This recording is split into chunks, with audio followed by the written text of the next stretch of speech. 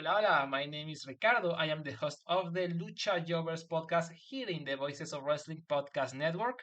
We are a Spanish-speaking show dedicated to discussing and analyzing pro wrestling from all across the world. From AEW to CMLL, we talk about American wrestling, Japanese wrestling, and of course, Lucha Libre. If something big happened in the pro wrestling world, we will talk about it. So if you know Spanish or have a friend that knows Spanish or want to practice your Lucha Libre pronunciations, go listen to the Lucha Jovers podcast right here in the Voices of Wrestling Podcast Network. Nos vemos por ahí.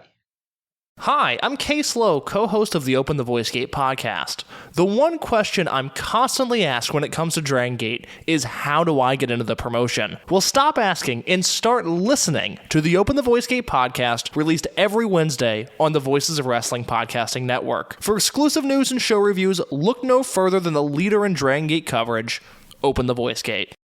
This podcast is a member of the Voices of Wrestling Podcasting Network. Visit voicesofwrestling.com to hear the rest of our great podcasts, as well as show reviews, columns, opinions, and updates across the world of wrestling. What do you guys want to talk about? You are listening to the Flagship Podcast with your hosts, Joe Lanza. Stephanie Smile is like a white woman in a Mexican restaurant. Please, she just told the waitress, gracias. Hon, did you hear me? I got the corn tortillas. Rich Craig. Jesus Christ, log off and go to work. What are you doing? And we are live on the Flagship Podcast. I am Rich. He is Joe. Joe, what's happening? How are you? We are live. The Iron Sheik is not alive. The Iron Sheik is not alive. The Gambler has died, but not the Gambler, which has been so when I got the word that the Gambler died, and it was reported that it was, WCW jobber the Gambler, that passed away. I'm not kidding. I went, all right, 2-0-bit Flagship, slapped my hands together, and I watched like an hour of the Gambler matches on various Monsoon Classic YouTube pages, bounce all over at any YouTube page I could find that had a match of the Gambler, and he wrestled there for many years. Let me tell you, I have a lot of the Gambler facts for you, because I slapped my hands together and I said, you know what, Joe's going to nail it on the Iron Sheik. I've done a lot on the Iron Sheik. It's the Iron Sheik. That segment's not that hard to do, but the Gambler, who's going to be able to really break down the life and the career of the Gambler better than we're going to do it? So I watched a ton of the Gambler matches. I got the Gambler fun facts. I got a huge, just a collection of notes on the Gambler. And then it was later reported that, the Gambler died, but not the Gambler that you all know. Another wrestling the Gambler, but not the Gambler that anybody knows. So, well prepared for when the Gambler dies. Hopefully not anytime soon, but for now, just going to be a 1-0-bit Flagship today, because I don't have too much to say about the Gambler that died. Well, who's the guy that died? I'm not even aware of him. Rusty Stallings, I believe is his name. I think he worked as the Gambler. His name was the Gambler, yeah, but I think he was, I want to say, mostly Florida based.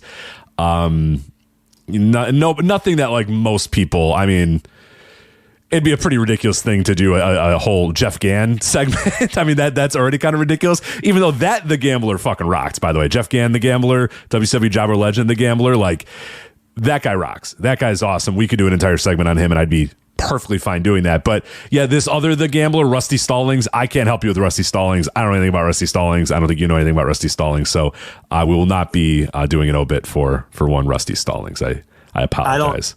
I don't know who he is, and who reported that this guy died? How did the confusion? I forget who started it. I want to say it was. I want to say PW Insider started it. That the Gambler died, and I don't know if they just got word that, hey, the Gambler died, and they all, as I would assume too, if somebody said, hey, the Gambler died, as I did when somebody said, hey, the Gambler died, I thought they were talking Jeff Gann, so I was like, holy crap, and apparently they thought so too, and then it got around a little bit, and then I want to say last night somebody was like, hey, I forget who this was, I don't know exactly, but somebody said, hey, I just got off the phone with Jeff Gann, WCW is the Gambler, and he's not dead, and then this morning, Jeff Gann's son tweeted out, I don't know, started the rumor, missing a word there, of my dad, Jeff Gann, parentheses, the gambler from WCW has passed. He is alive. I talked to him at 10:15 Eastern time. He is alive, not dead. Hashtag false, hashtag rumor, hashtag alive, hashtag WCW the gambler, hashtag pro wrestling. So there you go. Don't need all those hashtags, pal, but that's all right anyway. So. It looks like this Rusty Stallings worked. Hold on. Are we going to do a Rusty Stallings segment? Is this happening?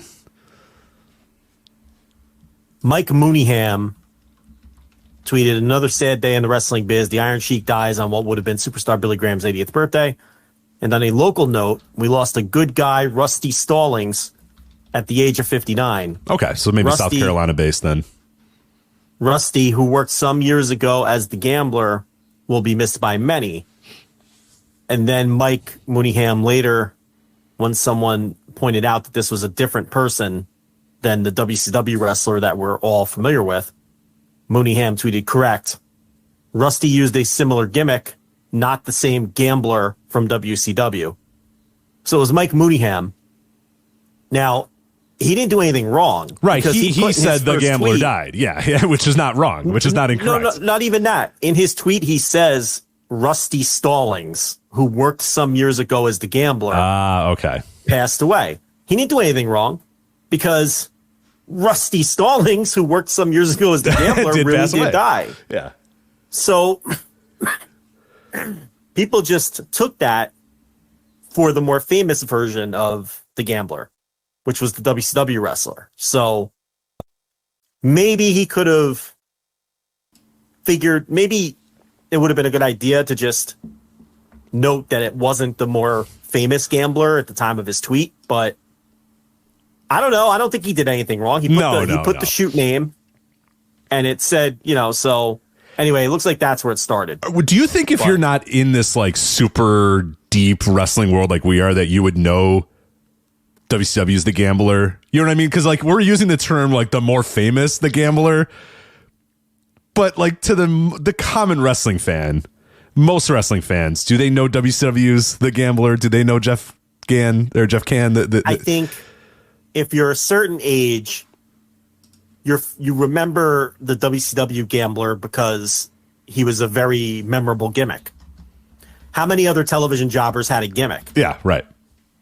So everyone remembers him because he had a gimmick and he would come out with the deck of cards and the poker chips in his hat. And he wrestled there for like 10 years. He was a jobber for like 10 years with the gimmick. Yeah, that too. And the gimmick adapted too. You watch throughout the years and it's like, he's a new gambler a lot of times. Like sometimes he's like an old Western gambler. Like he's an old like Wild West gambler. Then sometimes he's a little bit more of like an Atlantic City hustler. Like he's always gambling, always had the cards, always throwing the cards at the camera. But yeah, we're doing it. We're doing the obit for the guy who didn't die, unfortunately. But yeah, but he worked there for like a decade. Yeah. Yeah, until 1999, I believe. From 1990 to 1999, I believe, was his run. I'm sure he worked small independents in Georgia, in and around Georgia at that time, too. But they used him as a television enhancement talent through a number of different eras and through a number of different bookers because he was reliable and a good worker. Why are we eulogizing a guy who's not dead? We're doing it. He didn't die and we're doing it. But to answer your question, I think that's why anyone over 30 who look, it's not like WCW was some small promotion. If you're over 30 and you were following wrestling through your whole life, you probably remember the gambler, right? I mean, how long ago did WCW close? 2001? 2001. So, I mean, 30 is 30 too young? I think 30 is a good cutoff. He'd be 10 or something, right? Like, yeah. But you know what I mean? Like, I also think that you couldn't just be a Monday Nitro watcher. You had to be a weirdo that was watching Pro and watching all the syndicated shows. And I think also if you're online, it might work a little bit better too, because he's kind of taken on a life of his own as this kind of hilarious WCW jobber. So if you follow a Monsoon Classic, if you follow these various wrestling accounts, and there's a bunch, there's like I found like 4 different ones on Instagram that are just like jobber of the day, and it's just like it's just a random WCW or WWF jobber or whatever. I wonder if you don't follow those, if you might not know. If you're just like a normal wrestling fan that watched Nitro, watched Raw, maybe you watch AEW and WWE today, would you know the Gambler if you weren't like addicted to Twitter or addicted to it online? I don't know. I don't know. I think any big time wrestling fan, I mean, were people just watching Nitro? People didn't check out Saturday Night or Pro? I mean, I did because I'm a dork, and that's why I'm doing this show with you. But I think several people just watched Nitro and maybe a little bit of Thunder and weren't waking up at 7 a.m. to watch WCW Worldwide or whatever like I was. So I don't know. I would say the Gambler is one of the more memorable jobbers of his era. Yeah, I would agree. I mean, he's as memorable as people like Barry Horowitz and the Brooklyn Brawler would be to the previous era, like the late 80s or whatever, because the Gambler was more the 90s. Again, because he had the great gimmick. So, and also he's not dead, just to be clear. Right. For the record, if you just jumped in, the WCW is the Gambler, not the Gambler that passed away. It was the Gambler that passed away. So. I don't know anything about this Rusty Stallings. No, I looked all day, man. I looked all day, and I got nothing. Like you said, if it's Mike Mooneyham, it means he probably was a Carolina indie wrestler. Right. So 59 years old. So let's say, 30 years ago, he would have been 29. 30 years ago would have been 1993? Gosh. So yeah, it was probably... It's a sobering thought. I don't like that at all. All right. So it is. If he was in his early 20s, he would have been around in the late 80s. So Mooneyham probably knows him from the dying days of the territories and all of those startups that came around that time. Where I know Nelson Royal had a Carolina startup, and there were a couple of others during that era. Maybe he was a guy who worked. So everyone tried to revive Mid-Atlantic for a while there. Yeah, right. In the early 90s in that area of the country. So I don't know, but I'm just guessing. I don't know anything about this man who is dead, but we do now know that the more famous The Gambler is in fact alive. But you got a nice little mini synopsis of his career. There you go. And when he does die, Trust me, Rich has it in the holster. He's ready. I am more than ready. I'm not wishing death on this man. Of course, I do not want him to pass away anytime soon. But if the unfortunate news does come down that WCW's The Gambler passes away, we are well prepared. Let me tell you, I am well prepared to discuss the Gambler. So I know like 2 hours ago, Chris Jericho tweeted like, I just heard the news or whatever. And everyone was like, oh, Chris. 12 hours ago, we knew it wasn't him or whatever. So, but anyway, so that's going to continue to happen over the next couple of days probably. But anyway. Jericho wrote about the Gambler in his book and a match he had with him. And he the gist of it was, again, as we eulogize a man who's alive. Right. The gist of it was Jericho was very nervous and he got in there with the Gambler and he let the Gambler lead things and he just led him through a very basic, simple match. And it helped Jericho kind of get his mojo back when his confidence was low in WCW. So he has an affinity for the Gambler. And listen, that's probably why a guy like that got so much work as an enhancement guy for so long, because he was a good hand who knew what he was doing. And a lot of times your job as an enhancement wrestler is to help younger wrestlers get over and look as good as possible and all those things. And, at least from Jericho's account, he was very good at that. But once again, why are we doing this? Let's move on. Right. The man is alive and well. Everybody threw a scare into the guy's son who had to, call his dad. Hey, Dad, are you dead? No. Okay. Thank you. Love you. Bye. You know what I mean? Like, pretty brutal. I like how he said, just called him. He's fine. You know what I mean? Yeah. It's call and say, I don't know. Did my dad die? Let me find out. I don't know. Let me call. Yeah, that's quite the way to have your day go. Remember when WWF said that Corporal Kirshner died, but he didn't die? Like, it reminds me of that. Except there was no like other Corporal Kirshner. They just thought that Corporal Kirshner died for some reason, and they had to put out a correction and all that. And then Corporal Kirshner did die a couple years later. Yeah, and so like us, they were probably prepared. They probably had the I'm sure there's some guy's job at WWE.com to write all these guys like eulogies and stuff, right? And that's got to be a pretty tough job. I'm sure Dave is somewhat prepared too, right? I think Dave Meltzer has said that he's got little notes on just about everybody. Dave said the opposite. Someone wants to ask Dave if he pre-writes or pre-plans any of his obituaries, and he says he doesn't do it because he thinks it's kind of morbid. Yeah. Okay. All right. He does a lot of work then. Those days, those weeks then when guys pass away, I'm shocked then. Good for him to do that. He says he's a little creeped out by it. Now, we all know that like news services and stuff, a lot of times they have those things already like on tape. Like it's already in the can. Yeah. Like with some older people. And that's how a lot of times when somebody famous dies, and you're watching the news or whatever, and you're like, how do they have this whole reel put together when the guy died like an hour ago? Well, that's how they do that shit like preemptively, especially if somebody's ill. Right. Every year, just go in and update the years, but be pretty much ready for, XXXX, 1961 to insert year here. And then, a couple of clips. Points. Yeah, a couple of bullet points and some clips of whatever they did in their career. But, yeah, there you go. So WCW's The Gambler, not dead. The Gambler, Rusty Stallings, is dead, but we don't know anything about Rusty Stallings, so we are not going to touch on him. But we are going to touch on the guy who did unfortunately pass away yesterday. We'll get into him in just a second here, the Iron Sheik. Some other stuff that we're going to talk about on this week's Flagship. Going to be another loaded week here. It's just the wrestling world, man. Never, ever stops. Ticket sale updates for AEW. We got the AEW Collision debut in Chicago. We're going to look at what tickets have moved, how they've moved since the Punk announcement. Now we have the announcement of an actual match on that debut of Collision. So we'll see how the numbers have moved there.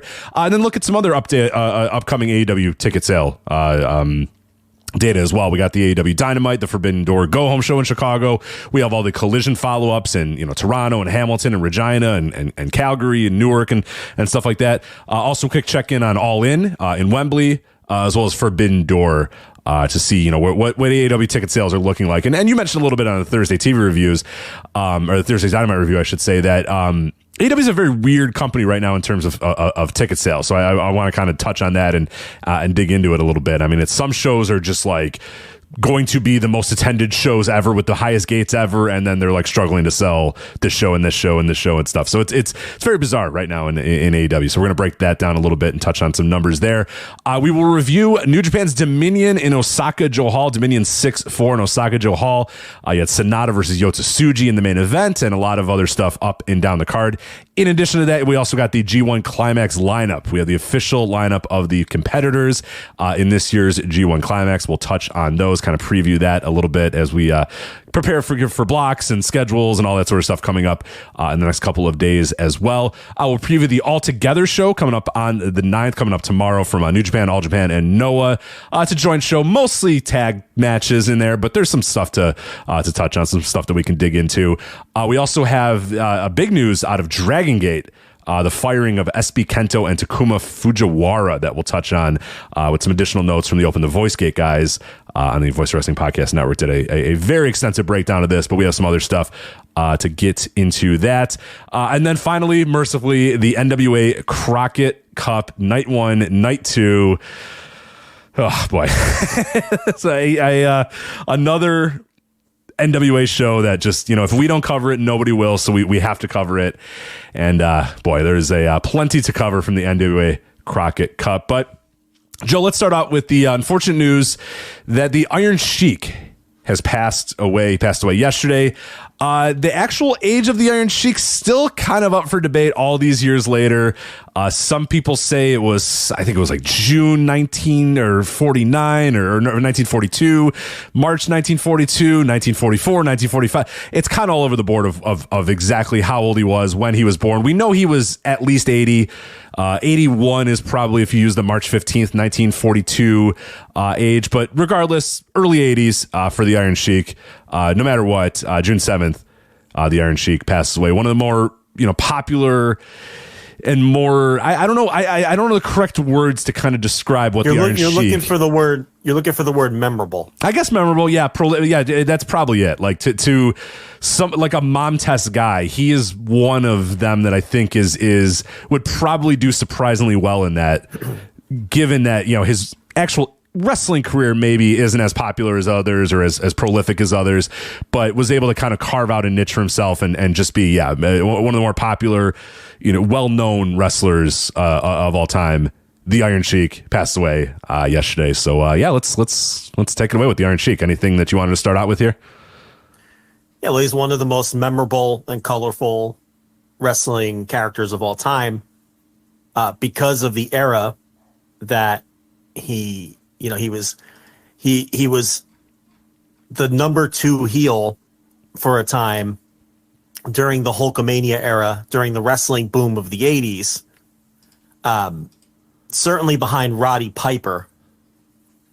And he slipped down the card as the years moved along, because what a lot of people may not realize is even by the time he beat Bob Backlund in 83, he was already over the age of 40. And it was on the downside physically. Very similar to how we talked about Bushwhacker Butch a few weeks ago, and how he finally made it to the WWF and achieved his biggest fame when he was already well past his physical prime. That's the same idea here with the Iron Sheik. By 83, when he beat Backlund and was chosen as the transitional champion to get the title to Hulk Hogan, he was already 41 or 42 years old at that point, if you're going by the 1942 birth date. A lot of people think he was born in the late 30s, so he could have even been in his mid 40s by then. And again, in an era where your fitness and athletes staying in their prime well into their early 50s we weren't even anywhere close to that era. Okay, so he very much looked and worked like a guy who was in his early to mid 40s. He had already developed the giant belly and all of that. But regardless, he was there during that wrestling boom and was one of the more colorful characters with the mustache and doing the whole, Iranian gimmick at the height of the political tensions between the United States and Iran, which was perfect for the era and perfect as a foil for Hulk Hogan. And, after he lost the title to Hogan in January of 84 and then had the feud with Sergeant Slaughter. And we'll get into all this in more detail. I'm not blowing through it. They then put him in the tag team with Nikolai Volkov, a, communist from the Soviet Union. And it was just a perfect marriage of, the two countries that had all of this political heat with the U.S. And that was something that was easy to play off of and draw a lot of money out of. But they were, they were more cartoonish they were more cartoon villains than anything else. Iron Sheik with the mustache and the curled boots and the Hak Fui and Russia #1, Iran #1, USA, and then Hak Fu spitting all over the floor, and Nikolai Volkov with the very Russian. The very subtle red sweater with USSR across the chest. He's really. So it's like, they were the Russian national anthem. I love it. Nobody actually knew of it. It was just like, like, is that actually the Russision national anthem? Nobody knows. Yeah, he wasn't Russian. I mean, he wasn't a what? Are you wait? What? And, are you kidding me? So they were. The presentation was cartoonish. The presentation of everyone in that era of WWF was cartoonish. Yeah. But they were literally a cartoon, because Iron Sheik was one of the principals on Hulk Hogan's, Rock and Wrestling Saturday morning cartoon. So it was the lead heel on that, along with Piper. So because of all of that, and because he was the one chosen for that little transition run, because Vince McMahon figured he was the best choice because of the political tension with Iran, and you're beating the All-American Bob Backlund, whose whole gimmick was he was like this All-American boy, and then he's going to get beat by Hulk Hogan, who's, going to be your newest superstar, and his whole deal was going to be that he was an American hero. Who better to put in that role as the transitional champion than this evil Iranian, fresh off of the Iranian hostage crisis from a couple years earlier and all of the heat that we still had with them politically. So it worked out good for him to be with the WWF at that time and place. And, who knows what his career after that would have looked like if he wasn't chosen for that little 1 month title run, because that really, because he was able to call himself a former WWF world champion, that got him so many jobs afterwards, when that may not have been the case if they had chosen, just name any other heel in the WWF in early 1984. They could have chosen this Samoan Afa. They could have chosen David Schultz. They could have chosen an aging Mr. Fuji. They could have chosen from a number of different heels in the territory at that time to hold the belt from a month. And then the Sheik's entire career changes. Who knows if he gets a chance to come back to WCW when George Scott is in power, right? Who knows if he gets to go down to Puerto Rico after he gets fired for getting pulled over with Hacksaw Duggan, and Puerto Rico brings him down there to work a program with Carlos Colon. Who knows if he gets that opportunity if he's not a former WWF champion? And you could go right down the line with every opportunity he got after that. Who knows if WWF keeps bringing him back? Yeah, they brought him back 4 or 5 times after the initial run too. Yeah, so it was a very good break for him to just happen to be a guy who was shoot from Iran. He was shoot Iranian, and to have been doing this Iron Sheik gimmick for a number of years during the political tensions, and then to be back in WWF at that time. I mean, it really became, and a guy who had been pushed. I mean, he had title matches against Bob Backlund in his first run with the WWF, and, so to be a upper mid-card commodity on top of that. And he really did luck out from that standpoint. But so yeah, I think for all of those reasons, he would qualify as one of the more memorable and colorful characters, certainly for a certain generation of wrestling fan. I mean, because if you're a little older than me and my age, this guy was your childhood. He was one of the guys that was your young childhood. Your formative years as a wrestling fan, 7, 8, 9, 10 years old.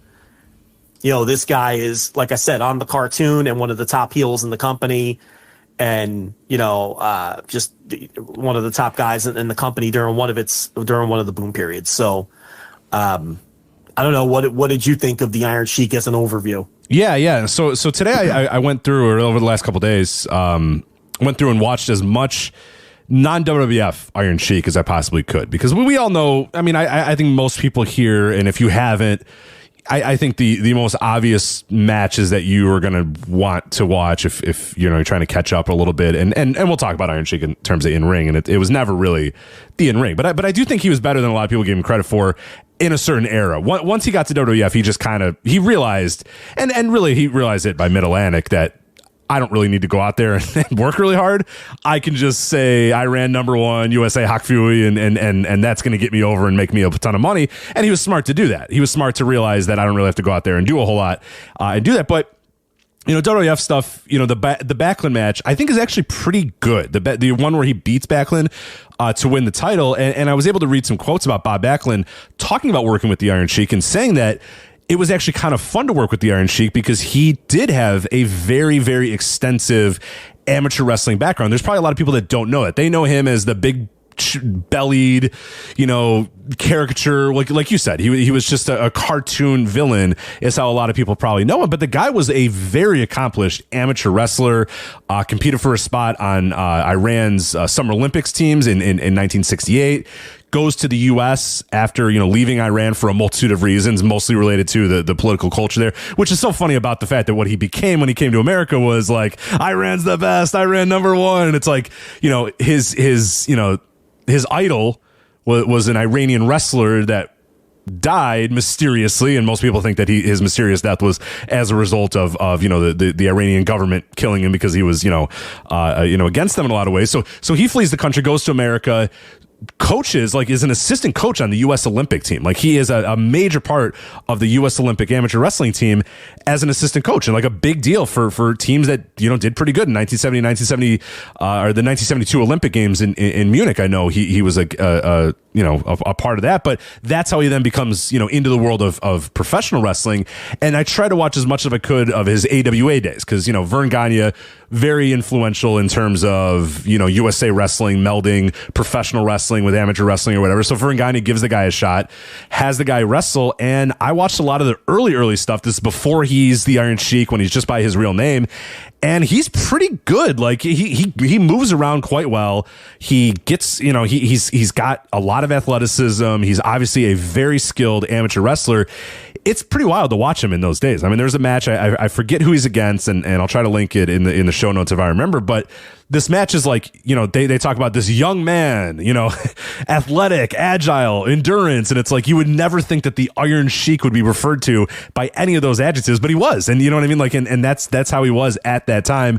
But like we were kind of talking about, very quickly he realized, okay, I can be, you know, little amateur wrestler guy that, you know, but I'm not going to make a ton of money there. What I'm going to be able to make money is having my bald head, having the mustache, having the toe curled up boots that were loaded, coming out with the Iranian flag, wearing a turban, saying, you know, America sucks, and spitting it. And that's when it really takes off. And that's when you can see the next generation of the Iron Sheik. And you can see his work kind of regress from that standpoint, where he doesn't really bust his ass. He doesn't really try that hard, but he's really good. I mean, like, you can go back and I watched a lot of the Mid-Atlantic stuff as well with him. And, you know, there was stuff with Blackjack, and there was stuff that he was doing all across Mid-Atlantic and whatnot, but it's good. It's good. Like, it's decent stuff. Like, the in-ring work is not great. The in-ring work is pretty much what you got out of Iron Sheik in the WWF if you watched him in those days. But, you know, the character, you get it and you understand it and you see it. And the character that he did, you know, in later years as like you said, that more cartoon character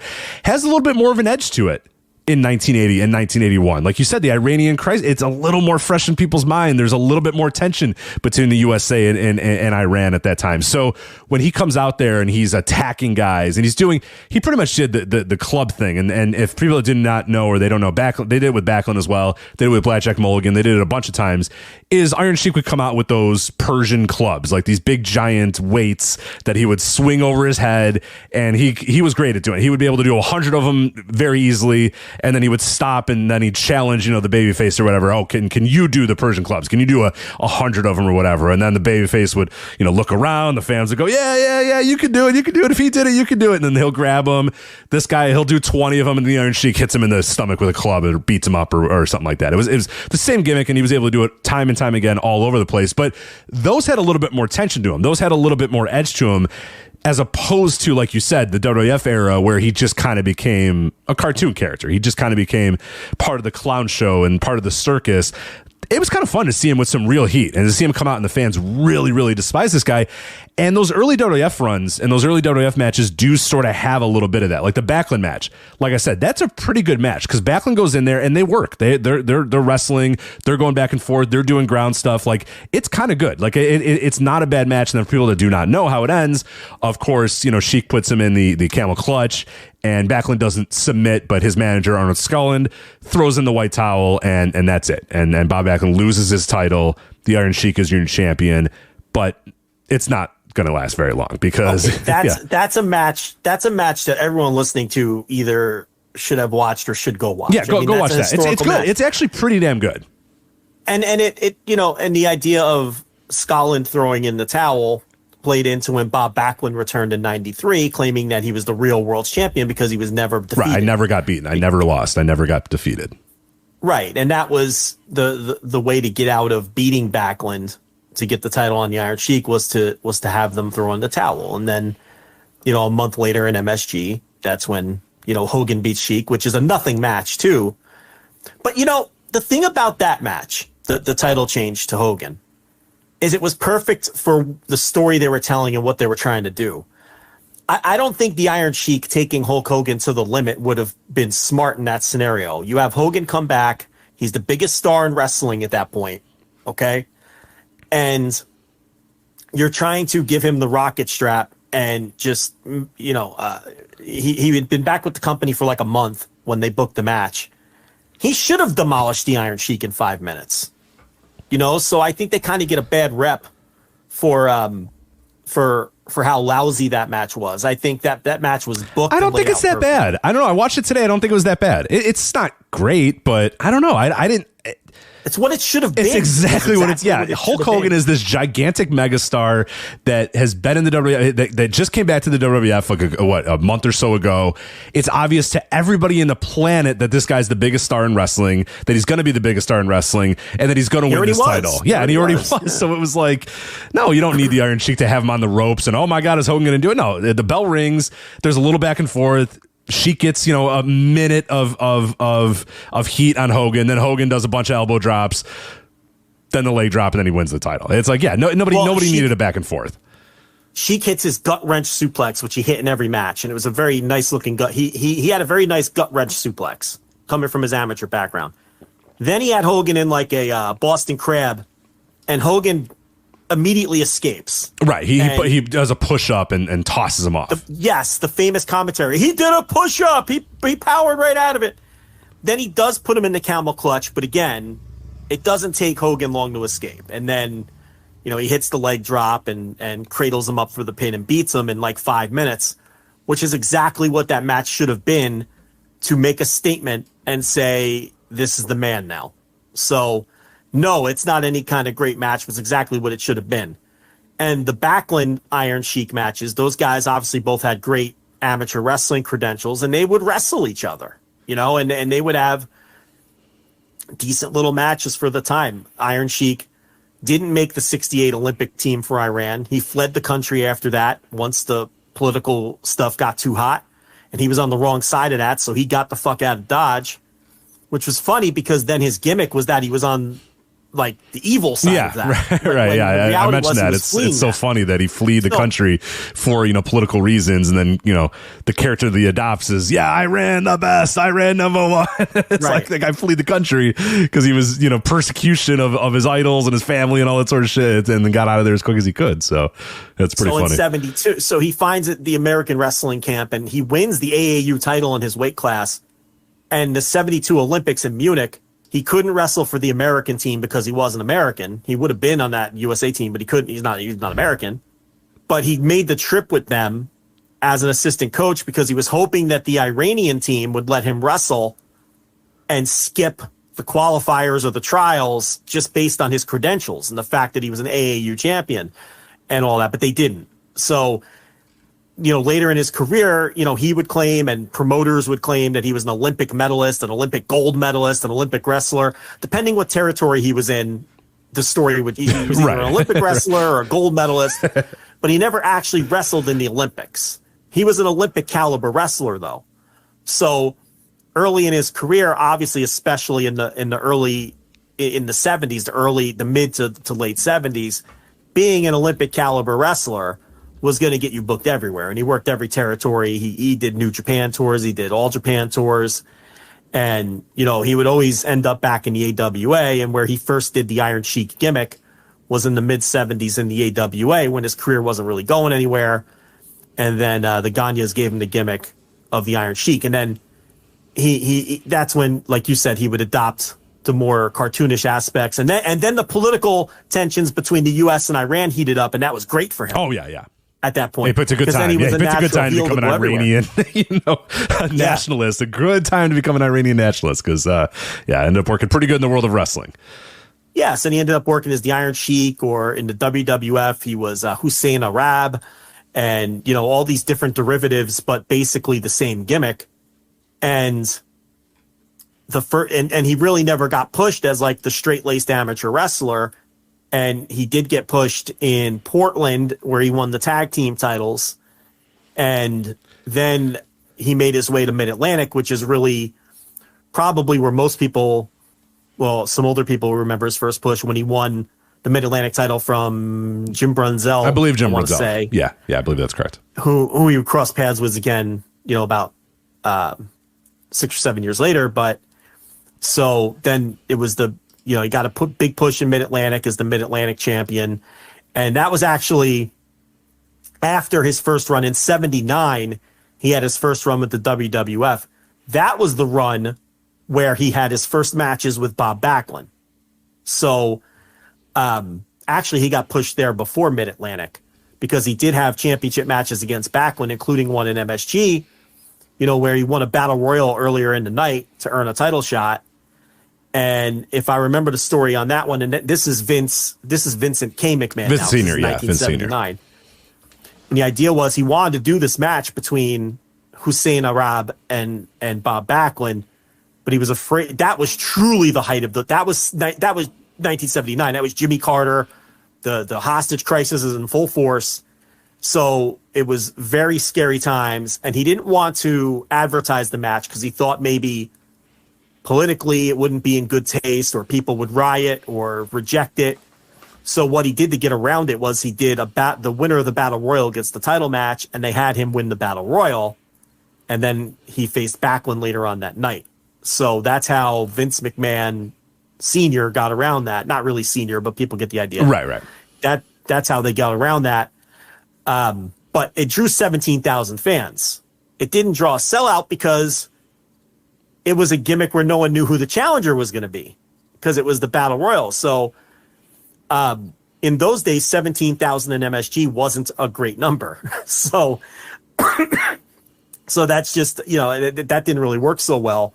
But he stuck around and he worked a bunch of other MSG shows, and he headlined against Backlund in some of the other cities in the territory. I don't think he ever worked Backlund again on that run for the title, but he did work Antonio Inoki in December of 79 in MSG with what really was 3 matches. Now, this was a sellout, 20,255 fans. It was Inoki versus Hussein Arab for the NWF title. It was Backlund defending against Bobby Duncombe, and it was Harley Race against Dusty Rhodes for the NWA World title. So pick your match. I mean, all 3 of them were drawing matches to some degree, but that did sell. That was a sellout. So also on that card, interestingly enough, was a heel Hulk Hogan against Ted DiBiase, which is interesting because that's 1979. Some 10 years later, they'd be feuding again in the WWF with the roles reversed. DiBiase is the heel, obviously, and Hogan as the babyface. But that was the 79 run. Then he goes to Mid-Atlantic. I think I have the timeline right. And that's when he wins the Mid-Atlantic title because that was in 80. Yeah, so he wins the Mid-Atlantic title in 80 from Jim Brunzell, who beat him for the Mid-Atlantic title. Steamboat. Steamboat beat him for the Mid-Atlantic title. And so he had a good run there. And then, he worked everywhere. He went to Mid-South. He went to Georgia. A little bit of Florida. Again, there's a lot. There's some. You can find some stuff from Florida too of him. In his early starting to kind of adopt the Iron Sheik gimmick, but then also a little bit before the Iron Sheik gimmick as well with some stuff in Florida too. Yeah, always a derivative of it. With one of the names, Hussein Arab or Course Al Vaziri or Iron Sheik or Iron Sheik Farouk or depending on where he was working and how they wanted to present him. And then in late 83, right around the time that they brought Hogan in and brought Orndorff in and all of those people, he comes back to the WWF, and that's when he has those second wave series of matches against Backlund, 4 years later. And, obviously, like we talked about, beat him, but he headlined with Backlund in Philly. He headlined with him in Madison Square Garden. He obviously, the match where he beats Backlund in MSG drew the sellout, 22,092 fans. And then he did have some title defenses in between, mostly television matches after that, just to, and smaller house shows, just to, get over as champion during that short interim to set up the Hulk Hogan match on January 23rd, 1984, which is a date that, any wrestling fan of a certain age has memorized. And again, 22,092 fans. Hulk Hogan defeats the Iron Sheik in 5 minutes and 40 seconds to win the title. And again, if you just want to look at that card, if you just pull up that card on, cage match or your source of choice, and say, well, if it wasn't going to be Iron Sheik, who could it have been? And you look at the heels at the time. I mean, like I said, you have like an aging Mr. Fuji. You have Mass Superstar. Could have been a possibility, I guess. You wouldn't want it to be Orndorff because he was new to the territory, and McMahon didn't want to burn off an Orndorff Hogan match that quickly. Right. I'd say the same about Schultz too. You probably didn't want to do that with Schultz because I think they had higher hopes for him too. Completely agree. You wouldn't want to do it with Schultz because again, he'd work a program with Hogan later. Morocco was Intercontinental champion, so he would have been a decent choice, but you weren't going to do it with your Intercontinental champion. And then you got guys like the Wild Samoans or, whoever else. So when you really look at it, Slaughter was a heel at that time. But again, why would you do Slaughter Hogan why would you do Slaughter as a transition champion when, if you want to do a Slaughter Hogan program, that could be a big program at some point down the line, And then McMahon ended up turning Slaughter face anyway shortly thereafter. So, in hindsight, even looking at it, it was probably, very clearly the right call to go with the Iron Sheik. So, then he works underneath for a while until the feud with Sergeant Slaughter in the spring, which to me, and I've watched all of these matches, and that there's two matches in MSG that build to the famous boot camp match. There's the match on the April MSG show, which undoubtedly was the main event. Okay, Iron Sheik versus Sergeant Slaughter. Hogan's not on the card. The only other match you could argue would have been the match that went on last, Bob Backlund, Greg Valentine. But I feel like Slaughter was firmly the number two babyface by that point. And he's facing the former champion who just lost the title a couple months earlier. So to me, that was the drawing match, and that drew a sellout crowd, 22,091 fans, Madison Square Garden, for Iron Sheik defeats Sergeant Slaughter by DQ. And I watched that match. I have it as a 4-star match, wild brawl. Just a great match, and it's easily accessible, and everybody should find it. They come back the next month in May and do a double DQ, which is an absolute bloodbath. And it's going to be a bloodbath because Sergeant Slaughter comes to the ring wearing white. Mm-hmm. When did Sergeant Slaughter ever wear white? Right, not the fatigues and anything. Yeah, he comes in a white shirt, yeah. I have that match at 3.5, and I've seen that match a bunch of times. And when you look at that card, again, sellout crowd, 22,092 fans. Now, Hogan is on that card. He's in the main event against David Schultz, like you just talked about. You're not going to burn off David Schultz as a transitional champ because Hogan's about to do his first house show program against David Schultz. So, but it's easily the number 2 match on the show, Slaughter and the Iron Sheik. By this point, Paul Orndorff is simmering underneath. He's in an Intercontinental title match against Tito Santana, which he wins by countout. Because remember, Orndorff came in late '83, but they didn't debut Orndorff on TV. They kept him off TV for a while because they wanted to get Hogan established as champion before they really started simmering Orndorff underneath. It's interesting, too, because Piper worked this show as a wrestler. Remember, they brought in Piper to manage Orndorff at first because Vince thought Piper was too small to be a wrestler, which is completely absurd, I mean, in hindsight. But by now, Piper's in the ring. Orndorff is working higher on the card, challenging for the Intercontinental title, and Slaughter and the Iron Sheik are in the middle of this great feud. So they come back the next month in June for the blow-off, which is the boot camp match, which is the famous boot camp match. Listen, I would go as high as 4 3/4 stars. It's really good by modern standards. It's really good. I watched it just before Even we went live here. Eyes. Yeah, it's really good. And it's the clear-cut main event of the show. Hogan's not on the show. They didn't need him because they knew if Slaughter and the Sheik were going to do this boot camp match, that it was going to draw, and it did. Sellout crowd, 22,092 fans, Madison Square Garden, Sergeant Slaughter, Iron Sheik, boot camp match. Dave Meltzer went 4.5. It's 8.21 stars on Cage Match. I would go somewhere. I found a tweet that I made a long time ago where I watched and rated all 3 matches through new eyes to see if they'd hold up. I went boot camp 4.5, maybe 4 3/4 is what I wrote. I went the April match 4 stars, and I wrote Wild Brawl, great stuff. And I know, real detailed review, but we are dealing with tweets with 120 characters or whatever.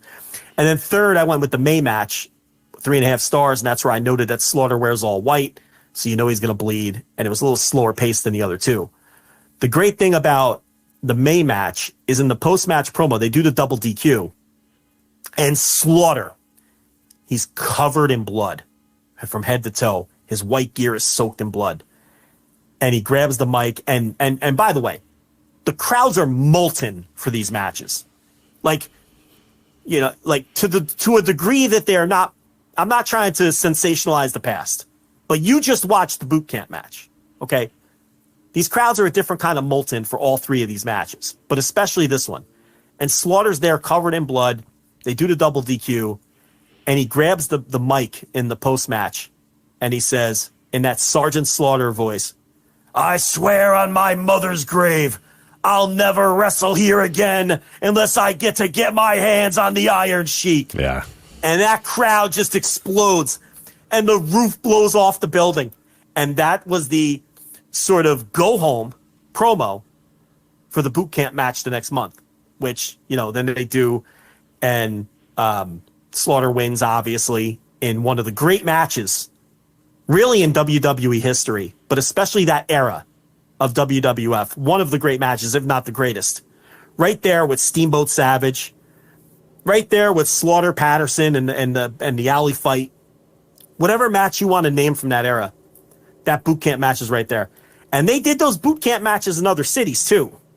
These are just the famous MSG boot camp match and the 2 matches that built to the boot camp match.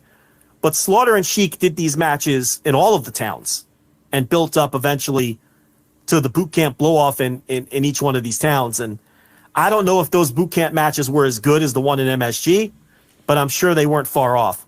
One thing Sheik could do, even at that advanced age and past his physical prime, was work these kind of brawls. Because I just watched the match he had with Carlos Colon that had to be in either 87 when he was fired or maybe 88. There was no exact date on it. It's on YouTube. Everyone can find it. Right. I think I watched the same one too. Yeah, and they work a bloodbath. It's good. Yeah. I mean, for that style of match, it's really good. And Carlos Colon isn't exactly a super worker. He's a guy that got by on charisma and doing bloodbaths and being a credible brawler and all those things. And Colon was past his prime by that point. And I was like, this is probably going to be bad, but I'm going to watch it because I've never seen it. And it wasn't that bad. So the one thing in that era that Sheik could do, and where he definitely was not lazy, okay, were the bloody brawls. You know, when you look at these boot camp matches, and I'll tell you, anyone who hasn't seen the boot camp match, I would recommend, because they're all easy to find through either the network or YouTube or Daily Motion. Watch the 3 MSG matches in order. Watch the April match, which is the DQ finish, the Wild Brawl, then the double DQ in May, which is the least impressive match of the 3, but still for the crowd heat and the setup of the boot camp match. And then the boot camp match in June, which they main evented with, which, again, one of the best matches of that era of the company. So then, obviously, you mentioned like he does the team with Volkov.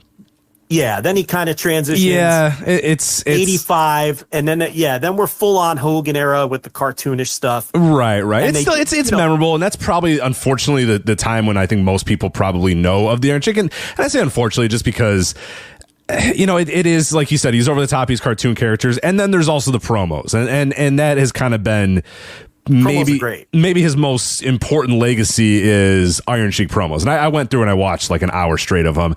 The stuff with Mean Gene is just, I mean, it's fucking incredible. The stuff, there's outtakes you can find online. There's just so many promos. It's Sheik basically going out there and trying to make Mean Gene laugh and succeeding many times in making him laugh with just the most ridiculous things and never breaks character, never laughs himself, never does, you know, until like there's some that are like, sure, straight up outtakes. And once they say, all right, cut, then, he kind of laughs or whatever, and he's got a big chuckle. But while he's in the character, he's like 100%, on it, and he's 100%, but he's still also trying to make Mean Gene laugh the entire time. And it's just, there's some special stuff out there. There was a few things that had me just howling laughing, where he was just, there's one where he's talking about, it's a pretty famous one too. I think it's the cameraman zoom in one that I think a lot of people talk about. But in that promo before, he's talking about, I represent Iranians, I represent Jews, I represent intelligent Jews, not you. And he points at Mean Gene. And Mean Gene goes, he does the thing where Mean Gene puts his finger over his mouth that he would do to try to not laugh. But then somebody says something off camera, somebody does something off camera, and he looks at the guy off camera, and then he's lost it. He can't, he's trying his hardest to say, to stay on, but it's just like, and the way that Iron Sheik would just rail him off perfectly, and the Gene mean and all, I mean, that is the stuff that like became legendary, is those promos in this era where he's just a total caricature. He's totally over the top. He's totally a cartoon. But it's incredible stuff. I mean, it's really, really, really good stuff. That is pretty hilarious. But the promos, you can burn 2 hours just watching the local promos. The Hilla the Billy Jim. He called him Hilla the Billy Jim. He'd be like, Hilla the Billy Jim. When I come to the capital of the California, which is the Sacramento, I'm going to beat you so bad that you will be back with the pigs in the mud and picking the cotton. And Mean Gene's like, picking the cotton? Like, what does that even mean? Like, what? Why would Hillbilly Jim, right. like he doesn't even, so, and they're all like that, and a lot of times he was trying to pop Mean Gene or corpse him or whatever, but a lot of the times it's just, he was such a character and the way he spoke, like, it wasn't intentional, and Mean Gene would just lose it. So, a lot of, there's the one where he's choking the turkey and they completely lose it and they have to reshoot it. Right. And, it's like they're doing some turkey tournament on Thanksgiving or something, and there's a turkey in the cage, and he pulls the turkey out of the cage, and then Bobby Heenan comes into the shot, and it's just chaos. It's madness. It's just, those promos, it's just, it's all classic stuff. And that was during the era where he was, teaming with Volkov, and they did win the tag team titles and held them for a while. They beat Wyndham and Rotunda, and then they lost them back to Wyndham and Rotunda a few months later.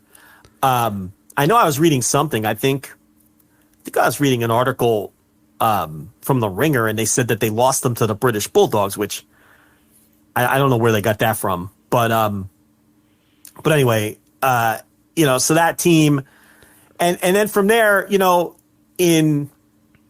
I guess we should talk about in 87, where they had the match against Sheik. This is Sheik and Volkov now. And like I said, he's kind of drifting down the card after the Slaughter feud, after they lose the tag team titles. At this point, Freddie Blassie's being phased out, and they bring in Slick. And for a while, Slick and Freddie Blassie are co-managing Sheik and Volkov. And that's just kind of to work Slick into things and to slowly work Blassie out, who was getting older and couldn't be on the road anymore. And then, I guess before we talk about WrestleMania 3, when the Bulldogs do eventually win the titles they beat the Dream Team, right? Yes, I'm pretty sure. So the Bulldogs win the titles, and then Dynamite injures his back, and Vince had to get the titles off of them, and Vince wanted to put the titles on Sheik and Volkov, and Dynamite refused to. He hated Dynamite Kid. Did you read his book? Yeah, read his book. He spends half that book complaining about working with the Iron Sheik and Nikolai Volkov. He hated working with them, and he told Vince, "I won't do it. I'm not going to do it. I will not drop the titles to them. The only team I will drop the titles to are the Hart Foundation." Because obviously those were his pals and his family members and everything else. So he didn't like working with a lot of the big stiffs that were working in WWF at the time. So Sheik and Volkov would have had a second tag team title reign, except that Dynamite Kid refused to do the job. So they lost them to the Hart Foundation instead. And then that would have been in 86. And then at WrestleMania 3 in 87 was another key match for them. because they faced the Killer Bees. But the thing about the Killer Bee match at WrestleMania 3 is it was really just a way to introduce Hacksaw Jim Duggan to the company, because they do a DQ finish where Hacksaw Duggan comes in and attacks Sheik and Volkov with the 2x4. So Volkov and the Sheik win that by DQ. By this point, Slick is their full-on manager. There's no more trace of Freddie Blassie. When Freddie Blassie was managing the Sheik and Volkov, he would actually wear like the Iranian garb. Which is so ridiculous. It's so ridiculous. Yeah. But now it's just Slick, and that match really, and that was the buffer match before Hogan and Andre. It was Honky Tonk Man and Jake Roberts, which was a big match. Then they sent Sheik and Volkov out there to wrestle the Killer Bees, and it's a short match. Duggan runs in with the 2x4. They had just brought Duggan in from Mid-South, where he was a big star, and they do the DQ finish, and that's how they transition the Sheik into his feud. That starts the feud between Sheik and Jim Duggan. So a month later, that's when they get pulled over on the New Jersey Turnpike. Was it the Turnpike or the Park or the Park? I think it was New Jersey Turnpike. Doesn't matter. They got pulled over in New Jersey, going from either the Meadowlands or MSG or one of those buildings to Asbury Park, or the other way around. Either way, they were in New Jersey, and they're drinking. They've got open containers. They're smoking weed. It's coke. So they get pulled. They get pulled over, and then the cop finds vials of cocaine on the Iron Sheik, and they get arrested. They actually made the town, I think. I think they did. They made the town. They made the town. Of course they did. Yeah. You got to make the town. So yeah, despite getting arrested for a DUI, possession of marijuana, and possession of cocaine in 1987, you still got to make the town. You got to make the town. Yeah, but the bigger problem was that they were seen together and they were feuding. So, they got arrested despite the fact that they were feuding and were opponents later that night and all that. So Vince fired both of them, quote unquote fired. He brought back Duggan like that summer. Like Duggan, I don't even think Duggan even worked anywhere else in the interim. If he did, I don't remember. Now, Sheik went away for a little longer. I know that's probably when he went down to Puerto Rico to wrestle Colon in that match. Yeah, I would think so. Because he's back in WWF in like February or March of '88. I think that's when he was with Colon, but I don't know for sure. I think he would even. Let me check Cage Match. He may have been back by the end of '87, to be honest. Yeah, they didn't keep him out very long. he was gone longer than Duggan, though. Right. And it's probably because he got a lot of bookings. And the Cologne match was English language, and it had Hugo Savinovich and Bobby Jaggers, Hangman Bobby Jaggers, on commentary. So that had to be '87 or '88, just based on that. So that may have been during. At some point when he was fired from WWF, and then he bounced around. He popped up in Texas, like I said, Puerto Rico, a couple shots in the AWA where they tried to redo the Slaughter thing, if I'm not mistaken. Yeah, I think they did. Yeah, and it just wasn't 1988, 1989. Right, the Iranian, that we're a little past the peak of the Iranian versus USA thing. We're a little bit past the peak of Sergeant Slaughter, and we're very much past the peak of Iron Sheik. Yeah, at this point. Yeah, so we're just past the peak of everything, and I don't know. We're past the peak of AWA, by the way, too. As they're clinging onto anything of relevancy to not die, and they would die very soon after. I don't know if I even blame Vern for trying that feud, but it was going to be short-lived. And as soon as Vince called him back, Sheik was going to go back anyway. And he did go back full-time, like you said, in 1988. But the team with Volkov was done at that point. Volkov was teaming with Boris Zukov by then as the Bolsheviks. So Zukov effectively replaced the Iron Sheik. I mean, let's be honest. The Bolsheviks were a derivative of the Sheik and Volkov team. So, anyway, Sheik comes back in '88, but that doesn't really last either. He doesn't get much of a push. He's physically shot. And that's when he ends up with WCW in early '89. And this is a story we've told before, but no better time to tell it again than now. This is when George Scott, who was with the WWF in the earliest days of the Hulk Hogan push, 83, 84, as McMahon's booker, left wrestling for a number of years. WCW brings him in because he had been a booker in Mid-Atlantic area many, many years earlier as well. And he had a great reputation for being a good booker. They bring him back. He's been out of wrestling, so he doesn't know the scene. Like, he's looking around his locker room. He's looking at like young wrestlers like the Steiners, doesn't know who they are. He doesn't know what's going on. So one of his first moves is to hire the Iron Sheik, because he remembered the Iron Sheik being a big star back when he was with the WWF, the Slaughter feud and, the Hogan thing and all that. So he hires the Iron Sheik, not understanding that the Iron Sheik, it's now 1989. He's like probably in his 50s at this point, based on whenever you think he might have been born. And he is just the absolute drizzling shit. So bad. I mean, you can't be as bad as he was. And he wrestled, these TV matches, and they quickly realized he sucked. And they tried to do the promo stuff too with like Tony Schiavone, and it just didn't have the same effect that it did with Mean Gene. It's not bad. Like, I watched the intro promo that he does with Tony Schiavone, and he goes, "Hello, American announcer," and stuff. And it's like it's okay, you know what I mean? It's not, but it's like, yeah, it feels like a bad retread. Like, it feels like they're out of ideas, and hey, just do the thing you did in 1987. Do it again. And it's like, all right, it's 1990. Like, we got to move on here. We got to move things up a little bit. It's 1989 at this point. We got to move things up. So it's the in-ring is awful, and the promos, they're fine. They're okay, but it's clear that this is not going to work, and this is well past his prime. Yeah, and they think he's going to feud with like Ricky Steamboat, because this is 89. This is in the middle of like the Flair Steamboat stuff. Right. The in-ring is so much better, especially in that company at that time. He wrong guy, wrong place. So they have him. They want to put him in programs with top guys like Ricky Steamboat and Sting, not realizing that he's a shell of his former self. He has massive drug issues. That's the other thing. I know we made light of him getting pulled over with Duggan with the cocaine and everything, but at this point in his life, he's just has massive drug issues that would plague him for many years. His wife would leave him at a point, and they would reconcile years later.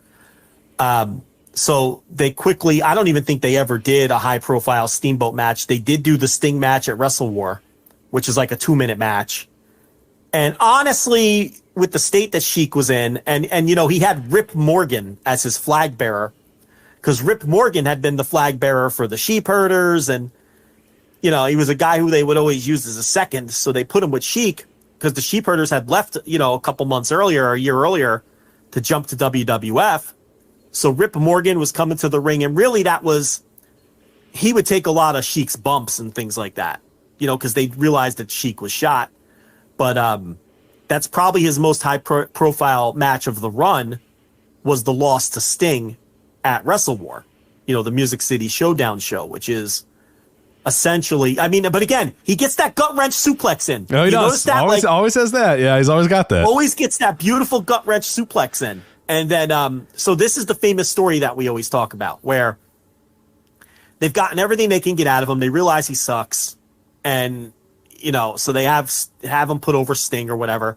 Jim Ross does his best to put the match over and put over the idea that Sting, who they're trying to push as the next big thing, beat a former world champion. You know what I mean?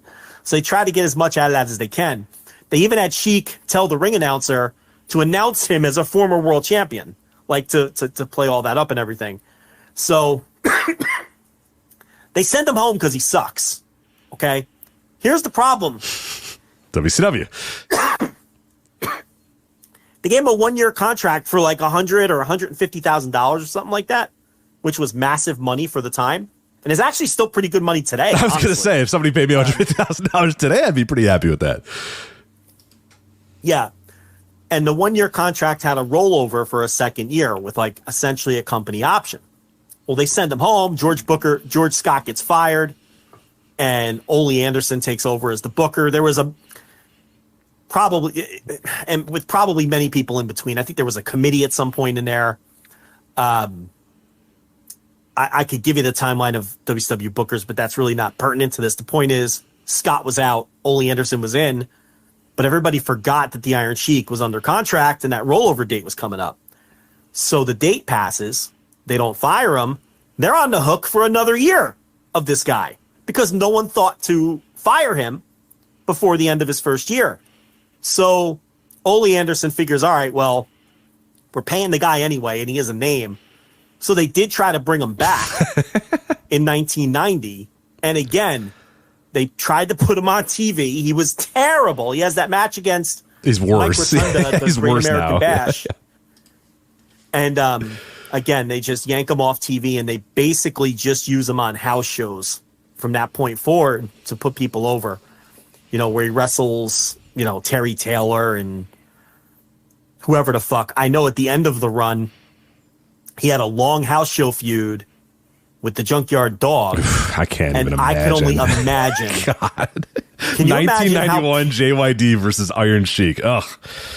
I can't even imagine how putrid those matches must be. I wonder if there's any on tape. Hopefully not. Send out the Monsoon Classic signal and find out, because those have to be some of the worst matches you'll ever see. But so finally his contract's up. They're off the hook. And at this time, McMahon is doing the Iraqi sympathizer thing with Sergeant Slaughter and Colonel Mustafa. Actually, Sheik becomes Colonel Mustafa. Yeah, she becomes Colonel Mustafa, yeah. Yeah, it's with Slaughter and General Adnan. And, you know, Adnan al-Kaisi, who actually was an Iraqi, the only one of the three who was an Iraqi. And as legend has it, knew Saddam Hussein as a young man. So they make Iron Sheik Colonel Mustafa. And the absurdity of that is now, well, number one, now he's an Iraqi. Okay. And the Iranians and the Iraqis don't really even like each other. But set that aside. We're dumb Americans in 1991. We don't know the difference. Who cares? Yeah, set that aside. Right. The most ridiculous thing is he still has the same trademark mustache, the same shaved everything's head. the same gear. He looks exactly the same, except he's wearing like the coveralls, like the Iraqi desert fucking fatigues or whatever. Yeah. And they're pretending this isn't the same man. Like they're trying to tell you this is a different man, when it's plain as day that this is the Iron Sheik, one of the most famous wrestlers in the world. Like, this isn't some obscure wrestler that you're bringing back from 7 years earlier or whatever it was. It's the fucking Iron Sheik. And he looks exactly the same as he did before. And they're telling you this is a new man, Colonel Mustafa, who Adnan is bringing in from Iraq to back up Sergeant Slaughter. So, utterly ridiculous. He comes in, he's basically Slaughter's pin eater, right? And he's as bad as ever and getting worse. And they keep him around through the end of that program. And actually, he ends up he lasts longer. It's so weird. If you ever want to, it's like late night or like mid 1992, Colonel Mustafa is still wrestling as Colonel Mustafa, even though the Slaughters thing is done. And it's like, well, no, it's over, man. Let it go. Like, let this guy go. Yeah. There's no need to have this guy, face Reno Riggins on Superstars or whatever. But there he is, Colonel Mustafa. It's like, what are we doing? Stop, please. It's ridiculous. Yeah, he loses the feud to Slaughter, obviously. I think they lost, at the 91... I think it was the 91 Survivor Series where they're on opposite sides and the Slaughter team just wins. Yeah. Without anyone getting eliminated. Isn't that the deal? I believe so. Yeah. It's Slaughter, Duggan. You're good at your Survivor Series teams. Do you want me? Here, I'll look it up to make sure. I'll look it up and confirm. Okay, you ready? Yeah. It's Slaughter, yep. Duggan, yep. Kerry Von Erich, yep. and Tito Santana. Yes. And the other team I know got changed. I don't know if you're going to be able to get this team, but go ahead. I think I could do okay. I know it's Colonel Mustafa. Yep. That's an easy one. Skinner, 100%. Yes. The Berserker. Yeah. And who would have been a shitbag prelim heel at that time? We'll be here. We'll be here all day. Who is it? The Mighty Hercules. Hercules. Okay. I think Hercules may have replaced like Boris Zukov or something. I don't know if Hercules was originally meant to be on the team. or maybe Berserker replaced Boris. I feel like Boris Zukov was supposed to be on that. I don't know. Yeah, I don't remember.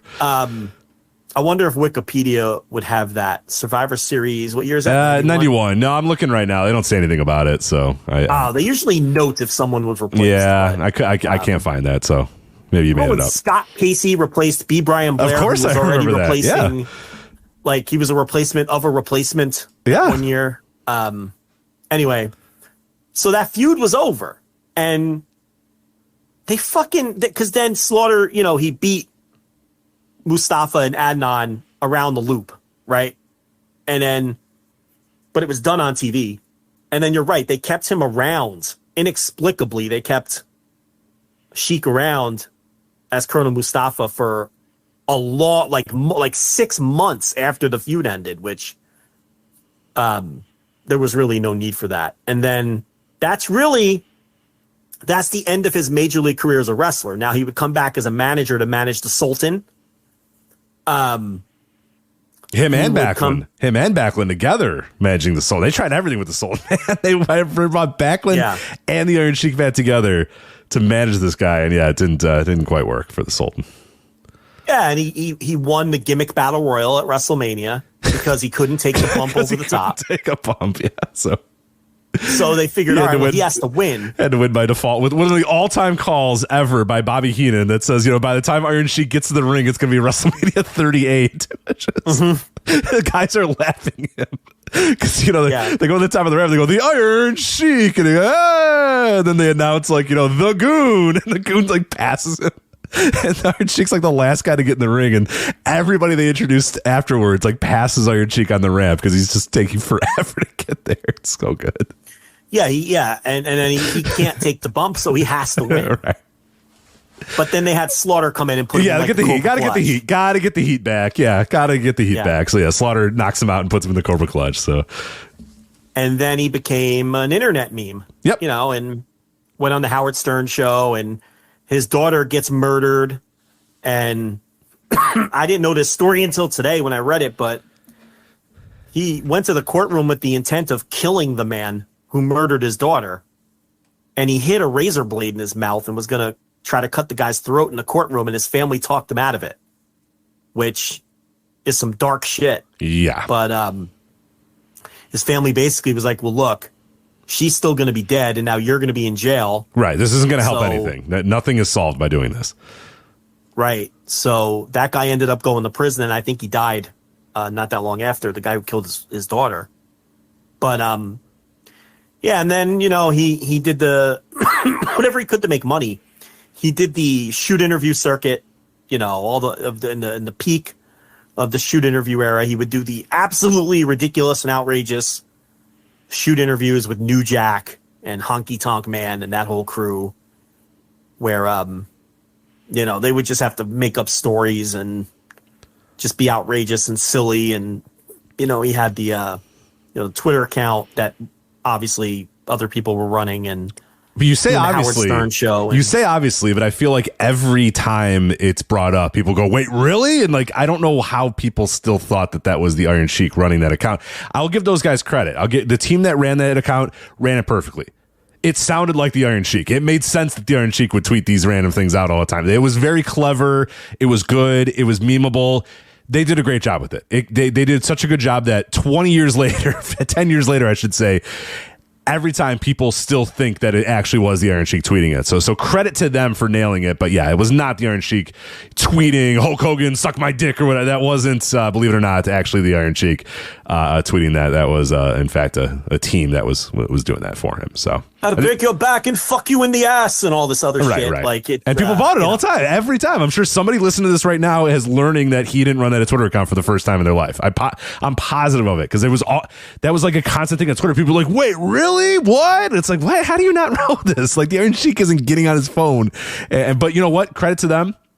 They did a very good job of representing Iron Sheik with that account. It made sense. And speaking in his voice. So that even if you didn't it didn't matter. You know, you could suspend your disbelief and just say, aha, the Iron Sheik. Whereas, like, you know, we talked about this one at the time, like the Buff Bagwell account. You remember the ridiculous story of like, hey guys, who loves Dragon Ball Z? And it's like, okay, all right, we got this. Like, Happy Pride Month from Buff Daddy. And it's like, okay, this isn't Buff Bagwell, but you know, like we all know this ain't Buff Bagwell. And people were like, no, it's Buff. He could be nice. Like Buff could be, you know, change. People can change. I'm like, all right, if you believe so. And then of course it came out that this was Buff Bagwell's account at all and whatnot. So but the Iron Sheik I learned what Bussy was today. Love is love, guys. People bought that. People Buff bought Bagwell. that. Sure it is. Yeah. Marcus Alexander Bagwell being like, hey, what's your guys' favorite episode of Dragon Ball Z? Mine is, you know, season 3, episode 2. And it's like, come on. Yeah. Stop buying this. Yeah. As if it's the Iron Sheik tweeting, fuck the Rick DeSantis. Like he would really like tweet something. Right. But yeah, no, those guys did a good job of and they did the documentary too. I think they had a hand in that. I want to say 2018. I forget when that documentary came out about the Iron Sheik. That was you know. But there's also this weird like I'm conflicted about the last half of Iron Sheik's, you know, career, not the last half, but like whatever, the last 20 years or whatever, where he's become a meme and people kind of laugh about it as well. But he also still had like drug issues and stuff. You know what I mean? Like it kind of felt like people were enabling him in a way because it was like, I think, I don't know exactly when he stopped. I want to say in the mid 2010s, he stopped doing drugs, or at least stopped doing cocaine or whatever, which is probably, but like it did feel like a long time, like you said, during that shoot interview circuit and during the early, like people just got a mic in front of him. He was on Jerry Springer and he was on Howard Stern. And people just realized you can put a mic in front of this guy and he's going to say silly shit and we can all laugh about it. But he was also like very addicted to drugs at that time too. So it's like you know what I mean? Like, but everybody just kind of thought it was hilarious and fun and all that. So I don't know. But I guess in the last half of it, you know, the last couple of years, he did get things a little bit under control for his life. But yeah, I don't know. I'm conflicted on it. It was funny, but it was also like, yeah, you guys are just kind of taking advantage of a drug addict at this point, right? And you know, they kind of were. Yeah, I think he did clean up at some point, but you know, and I guess he was just trying to make money any way he could. He was never going to say no to these shoot interviews because it was just easy money, and he could just go on there and play a gimmick. So he was never saying anything productive or interesting. He was just doing his gimmick on the shoot interviews. But and it ran its course really quick, you know, the Iron Sheik stuff and the tweets and all that.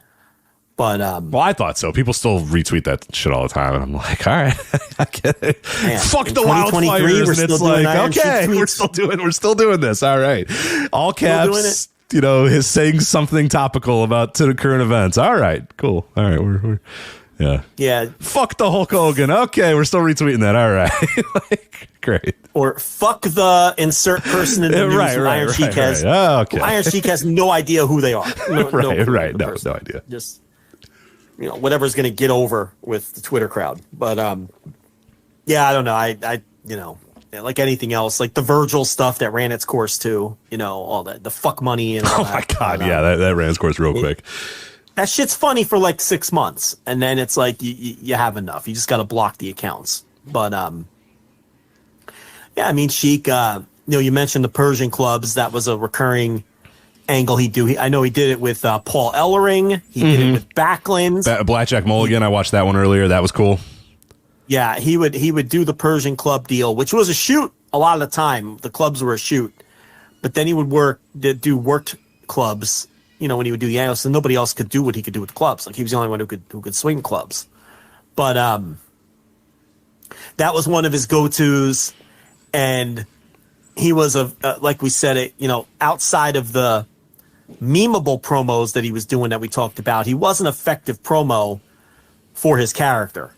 You know, no matter where he went. You know, it didn't matter if you couldn't understand every word he was saying. That really wasn't the point. You know, he was just this crazy, you know, Iranian guy who would rant and say outrageous things and always work as a heel, obviously.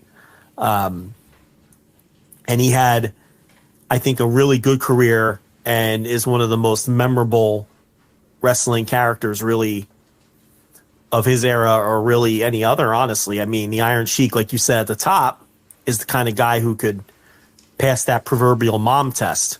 You know, people know to this day who the Iron Sheik is. And, you know, it was because he was part of that wrestling boom in that era. And, you know, but he also had his share of working on top, you know, the slaughter matches that we talked about, and in some other places, and with Hogan, obviously, and Mid-Atlantic, where he had the nice run, and the Backlund matches in 79. So it's not like he wasn't a major star and was just purely a gimmick. He absolutely was a major star, but I also think he's one of those guys who, like a Hacksaw Duggan or a Ken Patera, a lot of people didn't really see his work until he was completely shot. Mm-hmm. So, you know, even the slaughter matches are like 84. You know, you know, a lot. I think when most people saw Sheik, they remember him a few years later into the 80s with the Volkov stuff and after that. Because, you know, you're really going back pretty far. You've got to be well into your 40s to have any kind of real-time memory of some of his best work. You got to be probably in your 50s, to be honest, to really have memories of, you know, 1980 Mid-Atlantic or 1979 WWF or 1984 WWF.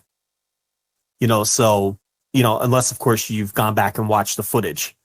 But I think people who just grew up with wrestling, you know, even in that first boom in the 80s, you know, they really saw the guy when he was past his prime. Because after those slaughter matches, there just is nothing there. There's, in terms of like work, there's just nothing there of note. You know, the Corporal Kirshner matches, Kirshner's terrible, you know, and they tried to replace Slaughter with Corporal Kirshner, one of Vince McMahon's many attempts to just recreate a gimmick with someone else, failing to understand that the most important part is the charisma. And Corporal Kirshner had no charisma.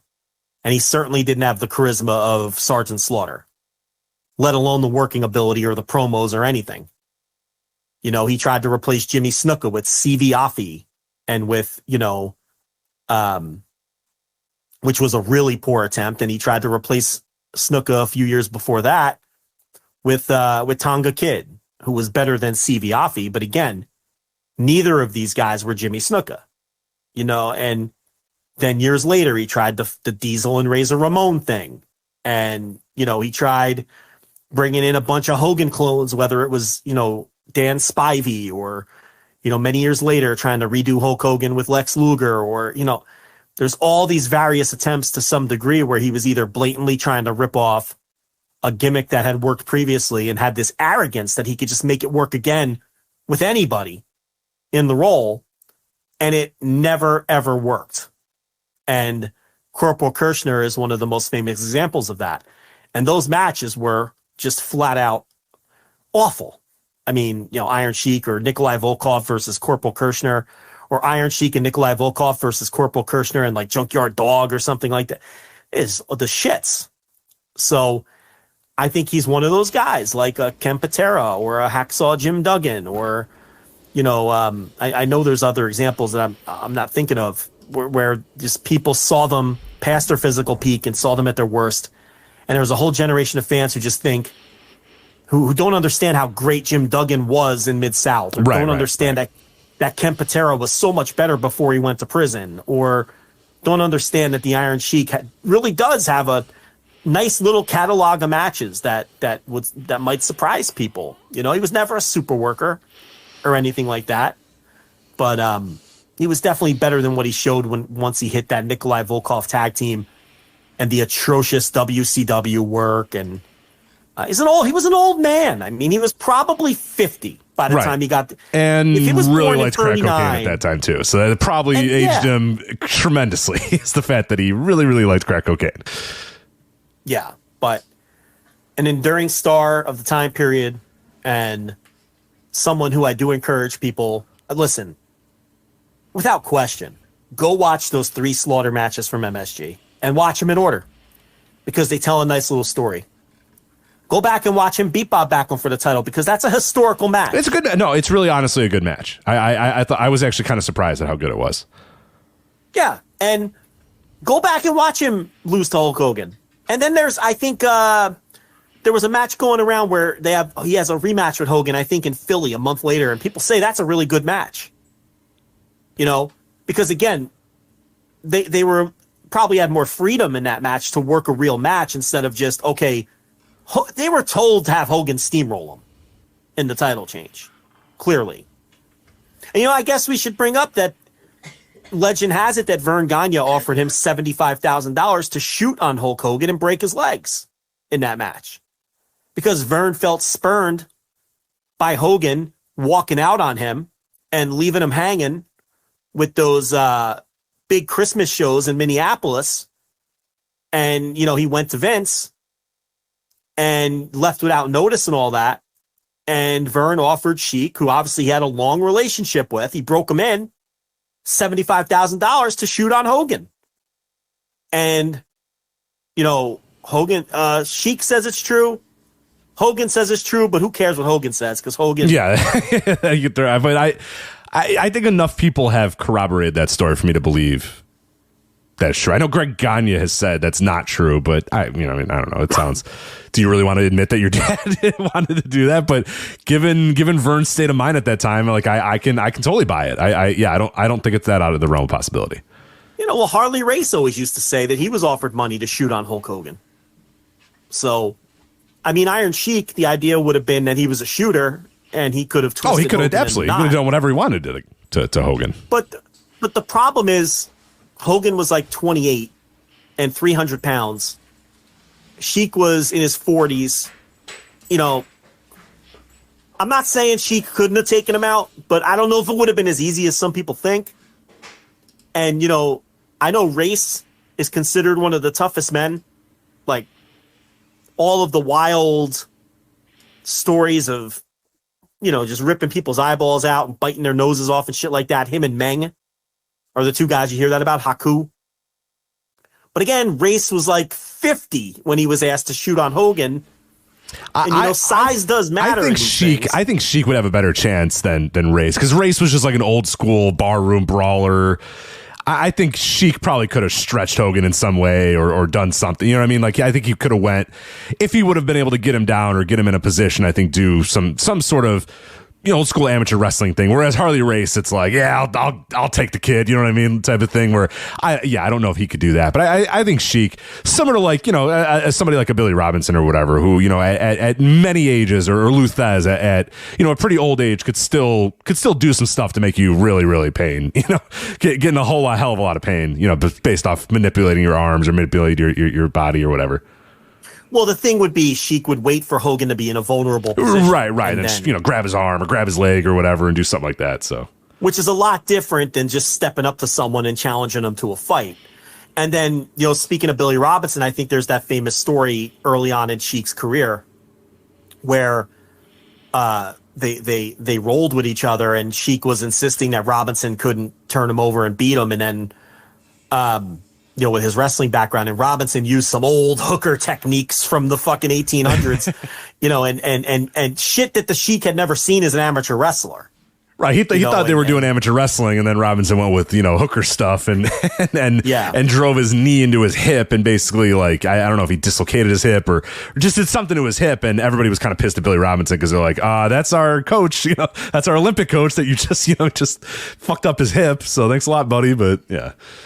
Yeah, so, you know, there's all kinds of, like, techniques that, you know, like an amateur wrestler wouldn't be ready for, and you know, someone like Hogan obviously wouldn't be ready for anything. So, yeah, I mean, there's a good chance he could have, you know, he probably would have waited for him to be vulnerable, and then if he was going to go through with it.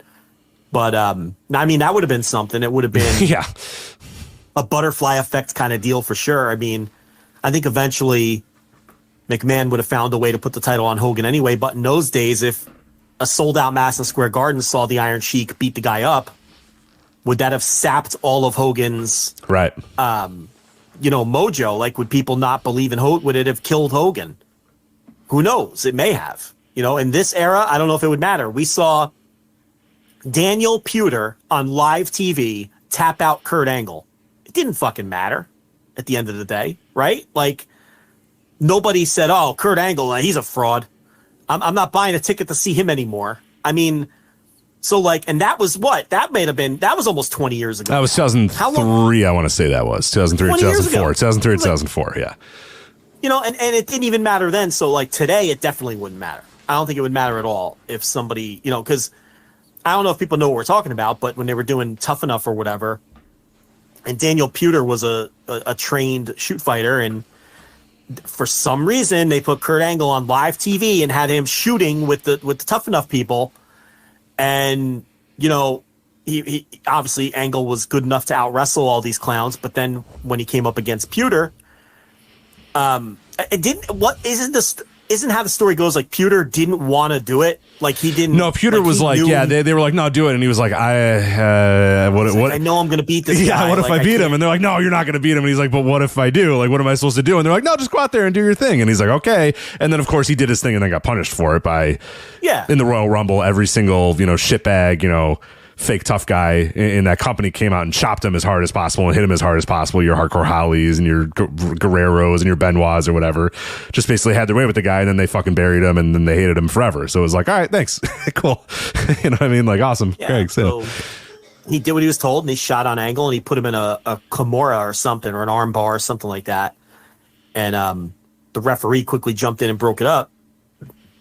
But Angle got punked out on live TV. Didn't matter. No. Half the people listening to this probably don't even know what we're talking about. But in 1984, that would have mattered. Yeah. Would it have made a difference? It could have.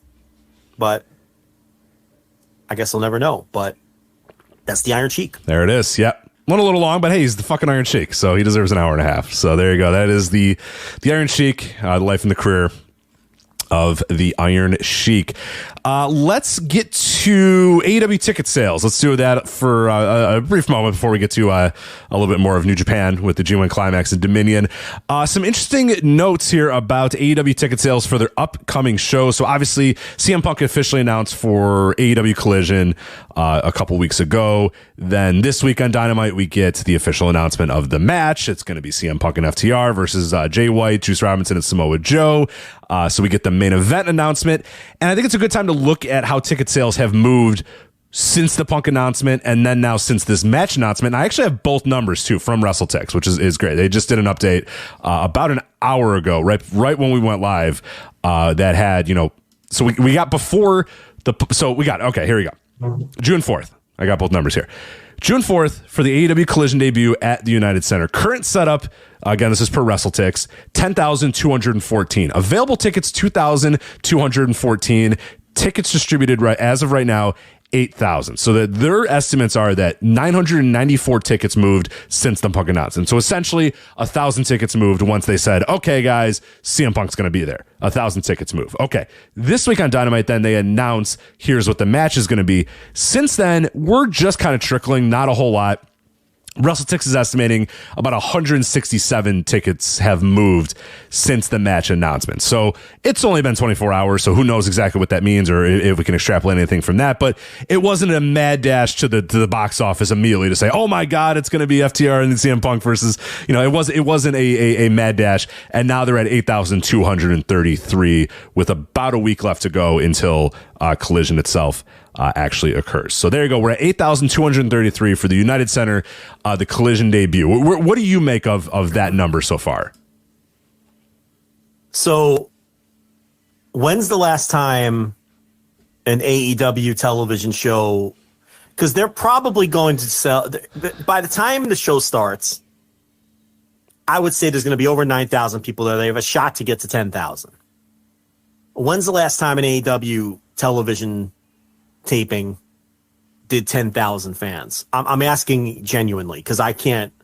I mean, last night Dynamite didn't even do 3,000 sold, and the Dynamite in Chicago that you're going to same city as Collision, is sitting at $49.92. Right. Yeah, that's the Forbidden Door Go Home show, June 21st. Wintrust Arena, so a different arena. The setup is 6,000 to it.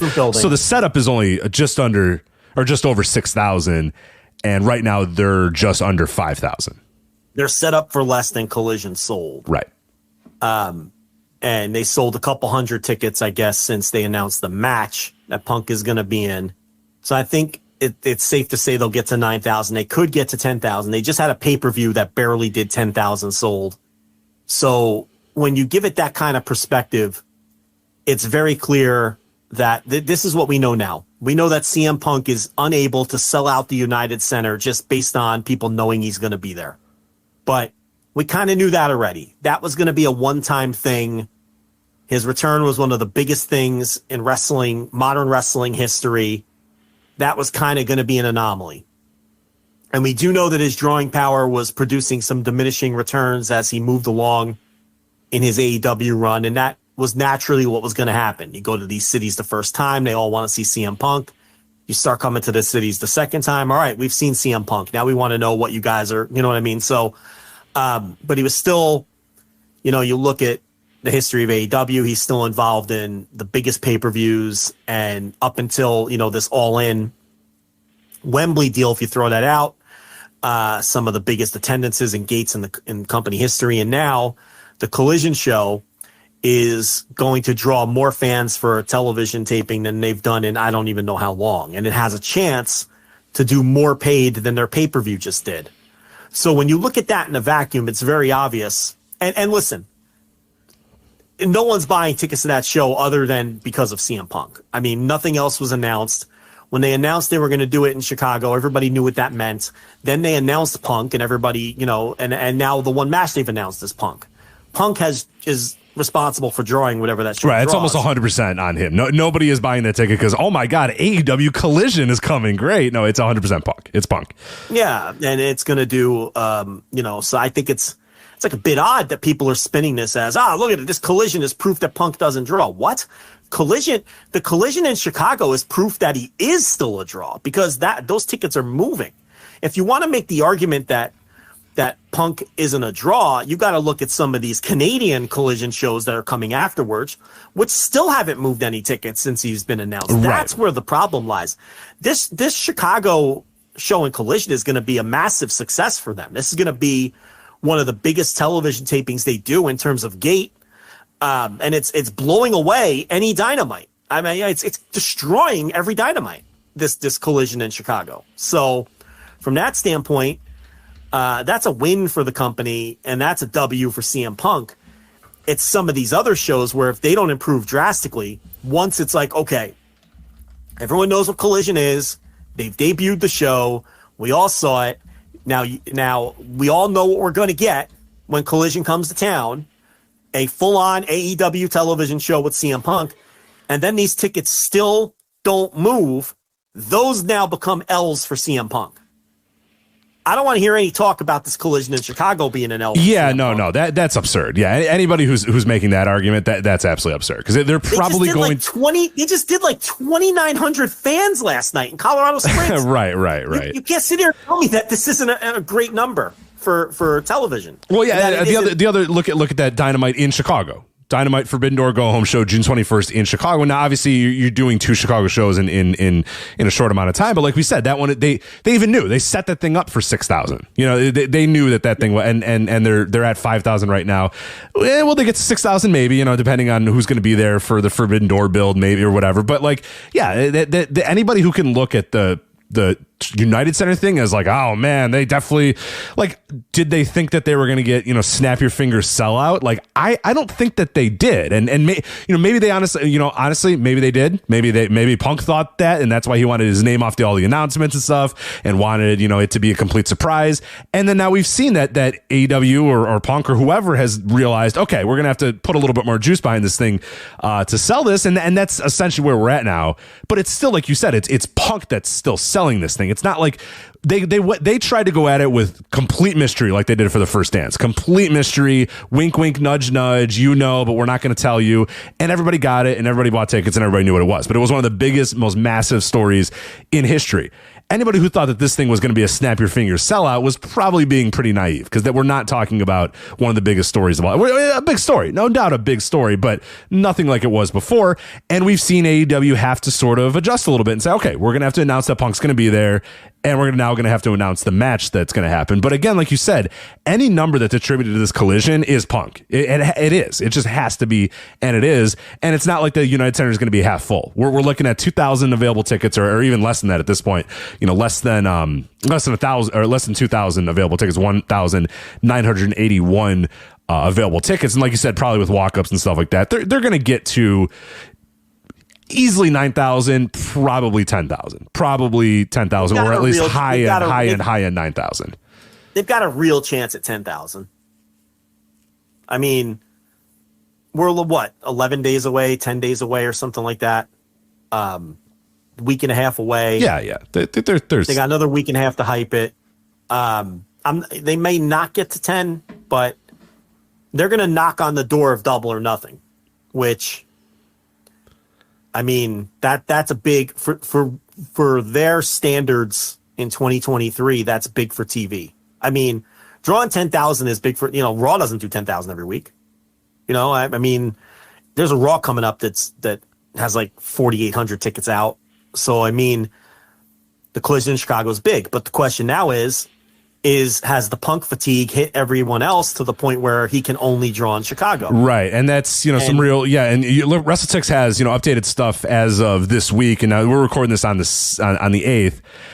So some of these numbers may change, but the follow-ups in Canada are not looking very good. And there's a multitude of reasons. And like we said, Griffin Peltier wrote a very good article for voicesofwrestling.com a couple of weeks ago about some of the pitfalls of this, collision tour in Canada, and the ticket prices being way too high, and people not really being fully sure how the hell they can even watch Collision, and what Collision's even worth, and all. So there's a multitude of things. But regardless, you look at the numbers. They announced that Punk's here for Collision. They said, here you go. And the numbers have not moved very much. The one in Toronto, June 24th in Toronto, right now 1,853. That's in Scotiabank Arena, by the way, which they only set that thing up for 3,445. They've only sold 1,853, essentially like 91 to 100, if you want to round up and say 100 tickets have moved since the Punk announcement. So not nearly enough to have everybody in Toronto say, well, fuck, we got to be there for a Collision. It just didn't happen. And they're, will they get to their 3,000? Maybe, but right now they're not that close. They're just 200 under 1,000. June 23rd in Hamilton. Or I think I might have that date wrong, but the show in Hamilton. 29th. Yes, they have 784 tickets distributed for that show right now. That's pathetic. There's 2,233 available tickets there. They set that thing up for 3,000, and they've sold 784 tickets. Yeah, it's hard. More people are listening to this right now. Yeah, than have bought tickets to that show in Hamilton. That's not good. That's not good at all. Yeah, no, it's horrible. It's awful. Like nothing has moved in these Canadian cities since they've announced them. Regina, July 8th, they're at 1,346, which is roughly, I mean, again, like we're talking minuscule differences between, we talked about these numbers last week. Calgary, July 15th. 3,425, not bad, but still they only set the thing up for 4,481. Calgary's a place they haven't been a bunch. There's still about 1,000 tickets available for that show too. It's also over a month away. I think they're going to hit the setup, but the setup's only for 4,500 fans. Right? And same for Newark the week after. The setup is for 5,500 fans. I think they're going to hit that. They're already over 4,000, and the show's not until July 22nd. Because you got to remember, nothing is announced for any of these shows. You're going to announce some big matches for these things, especially if tickets aren't moving. So I think Calgary and Newark will do fine, but just based on their setups, and the setups are small. That's a big building in Newark, and they're only set up for 5,500. Yeah, it's Prudential Center. That's a big time hockey arena, and yeah, they set that thing up for a quarter of what it can actually hold. Yeah. So, and the Canadian cities are just a disaster. They're a complete and total disaster, which it makes you think, with the bigger Canadian city in Calgary and with Newark, maybe you shouldn't have run places like Hamilton and Regina. But at the same time, I don't know when they booked these cities, if they meant for them to be TV, because we don't know the timeline of when the Collision deal came together. maybe these were supposed to be those house rule shows. I think they weren't some of them supposed to be house I rule know shows? the one in Calgary was.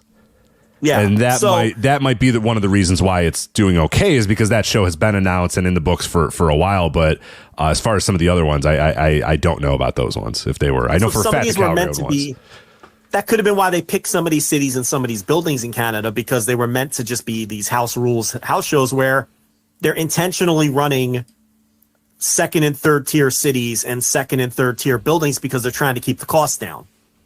So, but even if you want to throw out these Canadian cities where the tickets just aren't moving, Newark, all right, they're going to get to the 5,500, but 5,500 people in that building. So the bottom line here is, once we get through this little run and the show starts going and we start getting matches announced, if they don't significantly start moving tickets, I think that's when we move our conversation to, okay, is Punk strictly now just a Chicago draw? And do all these other places have Punk fatigue? Or not even necessarily Punk fatigue, just Punk isn't going to make any difference above and beyond what AEW is drawing anyway. Right. Because these Calgary and Newark numbers look like the lousy Dynamite numbers. Right. And there's some interesting shows coming up in the next couple of days that I want to make note of too, because like Greensboro's coming up, a few other cities that were given Punk as like, put him on the graphics, say Punk is going to be there. You know what I mean? Like, where some of these other shows were like, hey, Collision's coming to Regina, and it's like, all right, what the hell is Collision? Why, type of thing. If you weren't in on what's going on, you have no earthly idea why this random show is coming to Regina, or what, you know what I mean? Like, now, like these Greensboro shows, and there's a few other shows, this is all post Punk announcement. Punk's all over the thing. It's the graphic says Punk, the thing says watch CM Punk at AEW Collision, and the Greensboro Coliseum. Like, the marketing muscle is using CM Punk for all of those shows too. So if those ones come back as disappointing too, then we could say, okay, this guy isn't, he is able to draw in Chicago. He is able to draw for his return. He is able to do this, but maybe, like you said, he isn't going to draw above and beyond what the brand is drawing right now. He's not going to be a special difference maker like he was 2 years ago. That maybe is not going to be the case anymore. And he's just going to be a guy that's going to help AEW draw whatever AEW is going to draw, but isn't going to be a guy that people are going to buy tickets and trip over themselves to buy tickets to go see like he was 2 years ago. Yeah, no, I agree. Someone in the chat says we're going to gloss over the factor in the NHL Capitals building next week for Dynamite. That's a 20,000 seat building and they can't give them away. No, what I'm saying is that's why I'm saying the Punk Collision number is impressive, because they're not selling tickets anywhere. Right. They're doing a pretty bad job of selling tickets for their weekly television shows right now. I think Detroit did okay a few weeks ago. Didn't Detroit have like 7,000 or something? I mean, but outside of that, they're not doing well for Dynamite or Collision, which is my point when it comes to Collision in Chicago, and why it's like a head scratcher why people are burying that number when that's going to be the best TV number they do in ages. And they just had a pay-per-view where they gave away 1,500 tickets and barely had 10,000 people in the building. But then you look, Forbidden Door sells out instantly, and they're going to have 80,000 people in the building for Wembley. Right, and opening up new seats all the time in both those. They just opened up floor seats for Wembley, I think, or really good seats. I don't know if they were floor seats necessarily, but and all told, Wembley's up to like 66,000 tickets sold. They haven't announced a match, and we have months to go. They're going to announce huge matches. They're going to sell over 70,000 tickets. They might hit 75,000, and they're going to have over 80,000 people in the building, which is going to make it one of the biggest wrestling shows in the history of the fucking sport in terms of people in the building, and paid for that matter, and gate. Okay. So it's just so weird that these rank and file television shows are struggling so hard, and the house shows aren't doing well either. I mean, I know they're running like third and fourth tier cities, and they're keeping the cost way down. But I'm not going to sit here ever and be like praising them for drawing 2,100 people in Corbin, Kentucky. I mean, it's none of these shows are drawing, with the exception of the shows that are special events like Forbidden Door, All In, Punk coming back to Chicago. Outside of that, they can't sell a fucking ticket. Right. The brand itself feels weak, right, in terms of ticket sales and stuff like that. Whereas the brand still, there's a understanding that for the big major shows they deliver. And you know that when you buy a ticket to Forbidden Door or All In or the Punk Collision or whatever, that you're going to get. But like the rank and file, hey, Dynamite's coming to your town is like, people are kind of just saying, I'm good right now. And that's it's good to have the All In thing. It's good to have Forbidden Door. It's good to have Collision. It's good to have these sort of things. But it's I think it's pretty telling that the rank and file stuff, like you said, that the brand itself is not drawing people to the building like it was, a year ago, 2 years ago. Yeah. So, and again, it's weird because, who knows with these Canadian shows and, it's something. This Greensboro number I'm fascinated by because I've been getting, I don't know why they're sending me ads, but I get like an ad for this Greensboro show like every day telling me to buy this thing and tickets are on sale and just Punk's faces everywhere. This is one of the first shows that's had that muscle of go out there and say CM Punk's coming. I'm fascinated to see how that number does. Because if this thing comes back and it's 2,000, then we're like, all right, then now we can have a real conversation about what's going on here. The Canada thing we might have to throw out. We don't know. We'll have to see. You know what I mean? Like I don't know just yet. It could either be the sign of what's to come, or it could just be an aberration. I don't know if we're going to know that right away, but I think we'll probably be able to find that out pretty quickly. I think this Greensboro show is going to be a big straight up. I can tell you straight up, they're delaying his heel turn because they feel like they're not selling tickets and they need him as a babyface to sell tickets in these cities. So they know that these shows are struggling. And obviously we could all look and see that a lot of these shows are struggling, but, it was pitched that he would turn heel much sooner. Now they're kind of like, oh no, we might not want to do that. So they feel like, or maybe you do, or maybe you do and sell some, because this ain't selling tickets as the face. So maybe sell some tickets as a heel. I don't know. Yeah. I mean, the idea is let's just go full on Punk as a baby face, build the show around him, and see if he could turn some of these cities around. It isn't happening yet. Outside of Chicago, we just went through it. It's pretty poor. It's mirroring Dynamite. So, which there's no Dynamite sitting at 700 tickets. That Hamilton show is looking like a complete disaster. Yeah. I mean, sub 1,000. It's some of these TV tapings are going to draw what like a New Japan show draws, and that's not taking a shot at New Japan, but that's a show on Access TV in the middle of the night that has 70,000 viewers. And I know they're not running every week, but the New Japan shows are doing 2,200 fans. So I don't know. It's something that we'll just keep tracking and keep looking at. Absolutely. Yeah, keep an eye on that. But yeah, plenty of stuff coming up in AEW this summer and the entire wrestling world as well. I mean, just a nuts summer on the way here with SummerSlam coming up, and obviously for AEW, you got the Collision debut in Chicago. We are going to do coverage of that. Do you think, real quick? Yeah. So they announced the 6-man tag that I told everybody they were going to do for week 1. Week 2 still on the books. I'm still being told it's Punk versus Jay White for week 2, which would be June 24th in Toronto. You think that could be a drawing match? CM Punk versus Jay White in Toronto? I don't know. The way they've booked Jay White so far? Yeah, right. No, not really. I mean, this is kind of where you say, wouldn't it have been nice if Jay White has been treated like a megastar from the jump? Because that would probably help about now, rather than a guy who had a weird mid-card feud with Ricky Starks. And, now they've got a couple weeks here to heat up Jay White for CM Punk and do whatever they're going to do in that 6-man to get ready for the 24th. And listen, they're going to load up these collisions, especially week 1. They're going to load them up with big matches because they want Collision to get off to a good start. And in a weird way, I think for fans who don't care about the business side of wrestling, this is a good thing because they're going to load up these collisions knowing they need to sell some tickets. They know that they're going to need big cards to push tickets to these things. So it's going to be all hands on deck in terms of the collision lineups beyond week 1 and week 2 if these ticket sales still look the way that they do. So that's something else to think about. Yeah, but like you said, good for us. The viewing audience is their desperation is going to pay off, and hopefully some pretty. They're going to do Swerve and Keith Lee on Collision, and it's like, I think that match could have been a drawing match 2 months ago.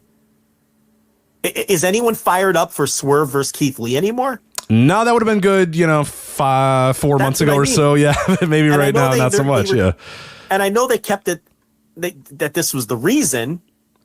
But still, you did nothing really to keep it hot. And it would have been hard to keep it hot that long anyway without doing it. It's just amazing that they haven't had that match yet, is what it comes down to. And it's almost like... Well, it's funny because when you mention that match, people are like, well, they didn't blow it off, right? Because it feels like they did, but then they didn't. They did not. And It's like, you could have just done that match when it would have meant more and just built something else for these... You have a massive roster. You don't have to keep a match on ice for that long. And then Keith Lee ages 40 years in between the time that the match would have felt hot. What the fuck is he doing, Rich? This is an aesthetic business. I mean, he's not an accountant. He looks fine for a normal person. He has sapped all of his star power with that goofy gray hair. What is this man doing? Quiet quitting. I don't know. Yeah, I'm not sure what he's doing. Yeah, and Swerve's done like 6 different things since the breakup, so it's like, it's just the wrong time. Feud since then, and now we're going back to it. And if that's going to be your second biggest match on the first Collision, I don't know. But the first Collision, whatever. It's those other ones that they have to worry about at this point. But anyway, I mean to cut off whatever you were setting up. No, you're good. You're good. I was just saying we'll flagshippatreon.com, our Patreon, which you can do $5 tier or $10 tier. We're going to have a lot of coverage of this stuff coming up over the next couple of weeks and months throughout this entire summer. We will have some sort of Collision. We're still trying to figure that out. You will get Collision coverage for sure, whether it's live or a couple hours after Collision. You are going to get some sort of audio for Collision soon after. We can't call it Instant Reaction Live because we're not 100% sure if we're going to be able to go live immediately after the show, or we might have to do it a couple hours after, in which case we won't do Instant Reaction Live. But you are going to get something. You are going to get something for AEW Collision coming up on the 17th. We will, however, be going live immediately after Forbidden Door, though. You are going to get Instant Reaction Live for Forbidden Door, so make sure you are subscribed for that, flagshippatreon.com. It's the beginning of the month. We always say that's a great time to subscribe. You get all the content for the month, plus you're locked in. No matter what, you're going to get Forbidden Door. You're going to get Collision. June is a huge month. So you're going to get all the stuff that we do, all the bonus audio, all the bonus writing we do. I just wrote a great thing about the Chikara shutdown angle that's 10 years old at this point, which seems unbelievable to me that it's 10 years old at this point. You get the Thursday Dynamite reviews. You get my bonus VOW Retro series. I'm working on my AWF series right now. Sky's the Limit, my Cruiserweight Classic series. That's available at flagshippatreon.com as well. So a ton of stuff on there. But if you're really into the event coverage, which is the stuff that really moves things for the Patreon, you're going to get Forbidden Door, Instant Reaction Live. That is guaranteed, locked in. You're getting that immediately following the show. We're going to go live. In AEW Collision, you're going to get something, whether it's live or an hour or two afterwards or whatever. We're going to do something for Collision. We just have to figure out exactly how to do that this year. But you'll get, for the Collision debut, you'll get something from us, and plenty of other stuff throughout the summer as well. We've been talking about it and going back and forth and trying to make sure we cover as much stuff from this wild summer that we possibly can. So now is a great time. This entire summer is a great time to get on board. $5 tier or $10 tier, flagshippatreon.com. If you want the Instant Reaction Lives, those are all going to be on $10 tier. All the other bonus audio on the $5 tier. But just subscribe to the 10. You get the writing, the live shows, you get the Flagship Live, you get a bunch of stuff for $10. So you might as well just do that. All right. Anything else, Joe? On this AEW stuff? No. All right. Well, all right. One more thing we got to get out of the way, and then we'll get into New Japan Pro Wrestling. I do have to let you know that this episode of the Flagship Podcast is brought to you by the Bet Stamp app, which is helping thousands of people win at sports betting for free. The same way that travelers use Google Flights or Expedia to find the best prices, bettors can now use BetStamp to do the very same. When you place a bet, the odds given by a sportsbook will determine how much you can possibly win. Even when betting on the same outcome, different sportsbooks will offer varying payouts, and those differences can be huge. Thankfully, BetStamp allows you to easily line shop for the most profitable odds across all sportsbooks. So all you can do is you click on any matchup you want, and you'll instantly see the different odds for the game lines, player props, even futures bets. You'll see them all right there, and line shopping is the simplest way to find an edge in sports betting and maximize your chances of winning long term. On average, BetStamp users win an extra $1,000 yearly just by line shopping. And hey, you want to bet on the Nuggets to win Game 4 of the NBA Finals? You go there, you click, and you say, who's going to give me the best odds? That's who matters. It's not, okay, well, this book is giving me this.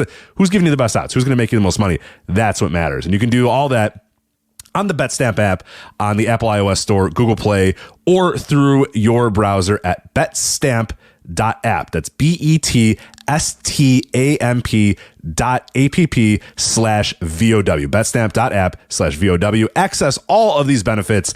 Make sure you sign up using our promo code VOW and start your journey to successful sports betting today. If you forget to use that sign up code, don't worry. You can always enter that in your BetStamp account settings afterwards and make sure you get access to all the great stuff that BetStamp can offer you. Again, that's betstamp.app/VOW, promo code VOW, or find the BetStamp app on the Apple iOS store and Google Play. And we, of course, thank them for sponsoring this week's show. All right, let's get to the world of New Japan Pro Wrestling, Joe. We had Dominion and we had G1 Climax lineups. You want to start with Dominion, or do you want to dive into these G1 Climax lineups? Up to you. Dealer's choice, Joe. We'll do the Dominion first. All right, let's do Dominion. So we get 7,040 in Osaka Joe Hall for Dominion. I'm still like, I don't know about Japanese attendance numbers. I think we're fine. I don't think there's restrictions, but you can't look at it year over year. You can't. So it's like, I'm still going to wait like 6 to 8 months before I care at all about Japanese attendances again. There's no restrictions, and that's a shit number. I'm sorry. That's 7,000 in that building when pre-pandemic they were putting 12,000 in that building. And last year, with whatever the restrictions there were, whether it was seating restrictions or whether it was clap crowds, and with far more, with being less removed from COVID itself and being more COVID fear, they only beat last year's number by like 1,000, and they still only put 7,000 people in the building. So I'm sorry, you cannot do a victory lap over that. This is not a good number. Okay, New Japan is not all the way back in terms of business. I think that's obvious. That's very obvious. That's very clear. I think that's why they're taking part in all these all together now shows and doing business, because all these companies are trying to help lift each other up, because they're all trying to dig out of this COVID thing. And what this number tells me is they're not even close to digging all the way back out of it, because there were no restrictions this time around at all. No seating restrictions, no cheering restrictions, nothing. And they still only did 7,000 fans. Now, with that said, you have Yota Tsuji in your main event, okay? They know they weren't packing 12,000 people in this thing, okay? They knew that.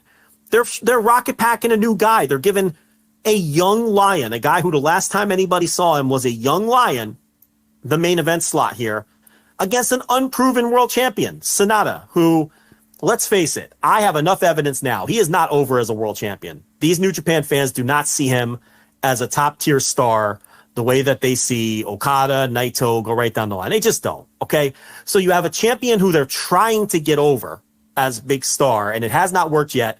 Once again, tepid crowd reactions. When are people going to give me the W on this? Okay, people wanted Tsuji to win. Goddamn, they wanted Yota Tsuji to win, did they? Now listen. Last time, they were behind Hiromu, and look, Hiromu's very popular. Hiromu's Hiromu. I mean, that's a big time dude. I was gonna say that he's a very popular wrestler. He's over. It's the guy defending his unit against the guy who betrayed the unit. Hiromu was positioned as the baby face in the match, and Sonata was positioned as the heel. I get it. But now this is another one. Now I understand it's people want to rally behind the underdog. I understand that. And I feel like there would have been fans who would have been rooting for Yota Tsuji. no matter who he was, no matter whether it was Okada or Naito or whoever else in this spot as world champion, Will Ospreay, whoever you want to pick, because of the underdog dynamic and because of the structure of the match and all of those things, it was designed for that. But still, Sonata never gets any kind of great reaction when he comes out. And when he's in these world title matches, they're always rooting for the other guy. I mean, and they sold 7,000 tickets for the show. Okay, 7,000 tickets for the show. Okay, so he's still a work in progress. He is certainly not over at the level of what you expect a New Japan World Champion to be over. I'm sorry. I'm taking the W on this now. I've been tepid on it. I've been kind of holding back because I'm like, I'm going to give it some time, and enough people are annoyed with me because, they think, but I've seen enough now. The guy just isn't over like a top star. He, if you ranked out the stars in this company, he'd probably be like 5th or 6th or 7th at best. I mean, even though he's the world champion, it is what it is. Okay. And they're trying to get him over. And maybe at some point, if he holds the title long enough, he will get over like a proper New Japan World Champion. But right now he's not. Okay. He just threw 7,000. Now look, it's Yota Tsuji. I understand all of that. I get it. But, I don't want to hear about ticket prices. I don't want to hear about any kind of rainy day, sunny day bullshit. They sold 7,000 tickets for Dominion. And the reasons are Yota Tsuji is coming off being a young lion, and they didn't even give him he didn't even work the tour. This was his first match back after being a straight up black tights young lion. It's Yota Tsuji and it's Sonata. So if you want to give him a pass for the fact that you have Yota Tsuji challenging for a title and that Sonata that fans don't really completely buy him as a top of the line star yet, that's fine. All I'm telling you is that's why they did 7,000. Right, you got to call a spade a spade. It was a risky draw. It was a risky draw, and it was a worthy draw to say, hey, we're going to try to make a guy. We're trying to make a new champion. We're trying to make a guy. It's a risk, but we got to call it what it is. You know what I mean? That's the number. The number is the number. So it's not a great number, and I don't think you could spin the number. I really don't think you can. When they did over 6,000 fans last year, when more people were scared of COVID and whatever restrictions were in place. I don't even care what they were. Even if it wasn't seating restrictions and it was just clapping, there were some kind of restrictions last year is the bottom line. And they almost did as well as they did this year. Okay? And you go back and look, and, in 2019, pre-COVID, this show did 12,000 fans, Dominion. Dominion's a show that usually does 12,000 fans. 2018, 12,000 fans for Dominion. Okay? And look, all I'm saying is they are clearly not all the way back from COVID. And to be honest, this is the perfect time to fuck around and put the title on somebody like Sonata and try to get him over. This is the perfect time to give somebody like Yota Tsuji a rocket pack push and give him a title match when he returns. Because the company is not all the way back anyway. So why burn off your best shit? This is the time to where you can try to get people over. And the company is well booked right now. They're giving a lot of new people chances. It's very clearly a rebuilding year in terms of giving new people opportunities to blossom into stars. And this is really the perfect time to do that. It really is. When you're probably not even capable of drawing 12,000 fans right now to Osaka, to a Dominion show. So fuck it. Let's try this new guy's world champion, try to get him over. And let's firmly establish Yota Tsuji as a guy, because that's what this show did. It firmly established Yota Tsuji as a real guy that people need to pay attention to. So that's my take on the attendance and the booking of the show overall. Let's start with that main event right away then. Sonata versus Yota Tsuji. 17 minutes, 1 second. Sonata gets the win over Yota Tsuji. Tsuji, I thought he looked impressive as hell. And he's a guy that I have always been pretty high on. And I thought when they were going to he's going to come back and he's immediately going to be, thrust to the main event. They had to see something in this guy. And I think that they were probably right, because he came out, just had a presence about him. Carries himself well, good gear, good look, good music. He has a very, very collar tugging, nickname though. I don't know. Can I even say that? The Gene Blast? I don't know. That's a very odd, the Gene Blast. I don't know. That's an odd one there, but, it's going to work. Hey, cause this guy looks, I guess he's a Gene Blast, but he went out there and the match itself, he got this crowd. I mean, cause like you said, whatever you want to say about Sonata, the crowd really just doesn't give a shit about this guy at all, right? I mean, like, why we're pretending that like Yota Tsuji goes out there, does a spear, the crowd goes nuts. He does the fucking Fosbury flop, the crowd goes nuts. I mean, he's out there just jumping around, and there's Tsuji. I mean, the crowd is going nuts for Yota Tsuji more in this match than they're going nuts for, Sonata. Really nothing for Sonata, but I thought Sonata was okay in this match, but I thought Tsuji really impressed me, and it was I've seen some people really, really high in this match. I don't think it was that good of a match, but I think it was a good showcase to tell me, okay, Yota Tsuji is a guy. You're going to be able to push this guy. I don't know if he's a top tier world champion level guy at this point just yet, but there's something there, and he definitely carries himself like a champ, and he definitely carries himself like he can be a big time star. So I was impressed. He passed with flying colors for me, and I probably would have had him win here, honestly, just to say fuck it, let's do it, let's shock the world. But I do understand why you want to keep Sonata as the champion right now, building him up through the rest of the summer. But I thought Tsuji looked good. Sonata, I'm still not quite there. The level of matches I think just don't deliver yet for me, and the level of crowd connections just not quite there for me either. But all in all, a pretty good main event. But definitely 2 thumbs up for Yota Tsuji. I thought he delivered quite well here. No, I think the most impressive thing was that Yota Tsuji is in the biggest match of his life. He's on, the what would you say, Dominion is the third, it's behind Wrestle Kingdom. It's probably behind the G1 final. In terms of prestige, probably the third biggest main event that New Japan's going to do all year, unless I'm forgetting something obvious. And he went out there and he exuded confidence, and he had a star aura to him. Yeah, an it factor, an aura and an it factor, just from the moment he walked through the curtain. And that was like, okay, all right, I am now more confident. Just the second he walked out, and he owned it. And it was like, okay, all right, this guy is a thing. This guy can be a dude. And the crowd picked up on it, and he got over, and he performed well, and he had that crowd connection. To me, that's the most impressive thing. Because you could have easily come out of this match thinking, man, they misjudged this. This was way too soon. This guy wasn't ready for this spot, maybe in a year or two. But no, I think everybody came out of this thinking, hey, he was ready for this. Yeah. And I think that they have, at minimum, made another upper mid-card guy. He's guy now. You're looking at the G1 and you're thinking this guy's going to do pretty good in the G1. He's going to be a threat to beat just about anybody in his block. And he's a guy that they can push moving forward. He showed a lot of charisma. He really did. And he showed a really good crowd connection. And the match was pretty good. And it didn't overstay its welcome. And I don't think it should have. I don't know if this is... I still have this cough. I don't know if it's a change in philosophy in New Japan where they're going to try to reel back the match times. But, they've had some 30-minute main events this year. Or if it was just, okay, this is a guy just coming off excursion. He shouldn't take a world champion all the way to the limit. And he should lose in 17 or 18 minutes. I don't know what it was, but it was a breath of fresh air. And I didn't feel cheated by the match time at all. And I thought that they told the story that they needed to tell in the time that they were allotted. Yeah, I agree.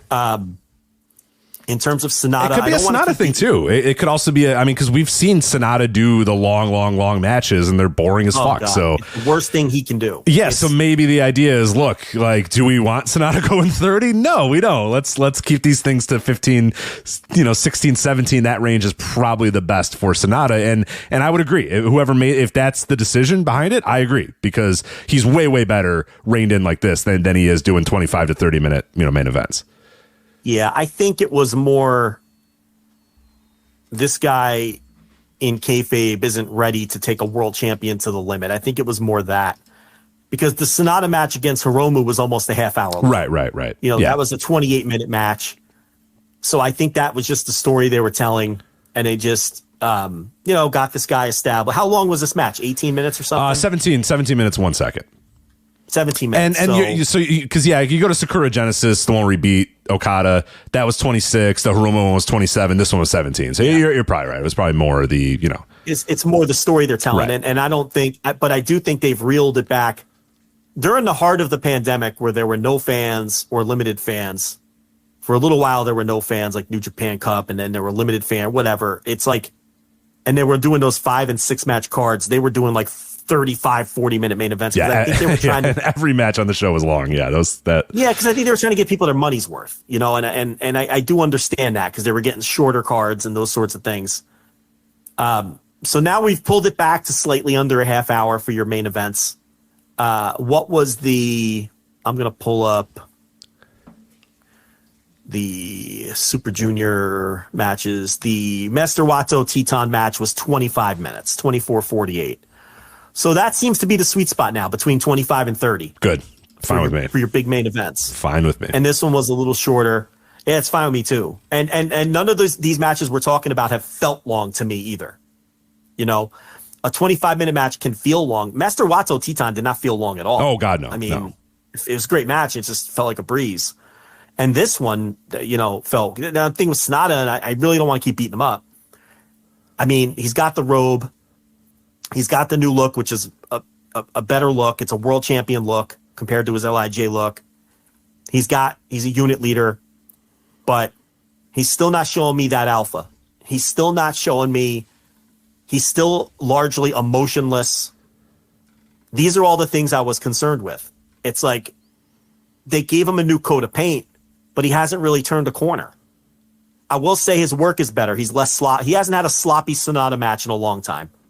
I couldn't tell you the last time we got a classic sloppy Sonata. Oh, yeah, yeah. It feels like we're a little past that, but we still got some pretty boring. Had that in a while. We still have some pretty boring Sonata matches, though. He's never going to be a dynamic worker. I think we have to accept that. But we're not seeing those matches of his that just completely fall apart because it looks like he has 2 left feet. That we haven't seen in a while. But he just doesn't emote. And I think we just have to accept that this is who he is. He's just stoic. Even his moves, the cold skull. Right. And that's okay. I mean, you can do that. That's okay, but it may not be a world champion. Right, That's the problem.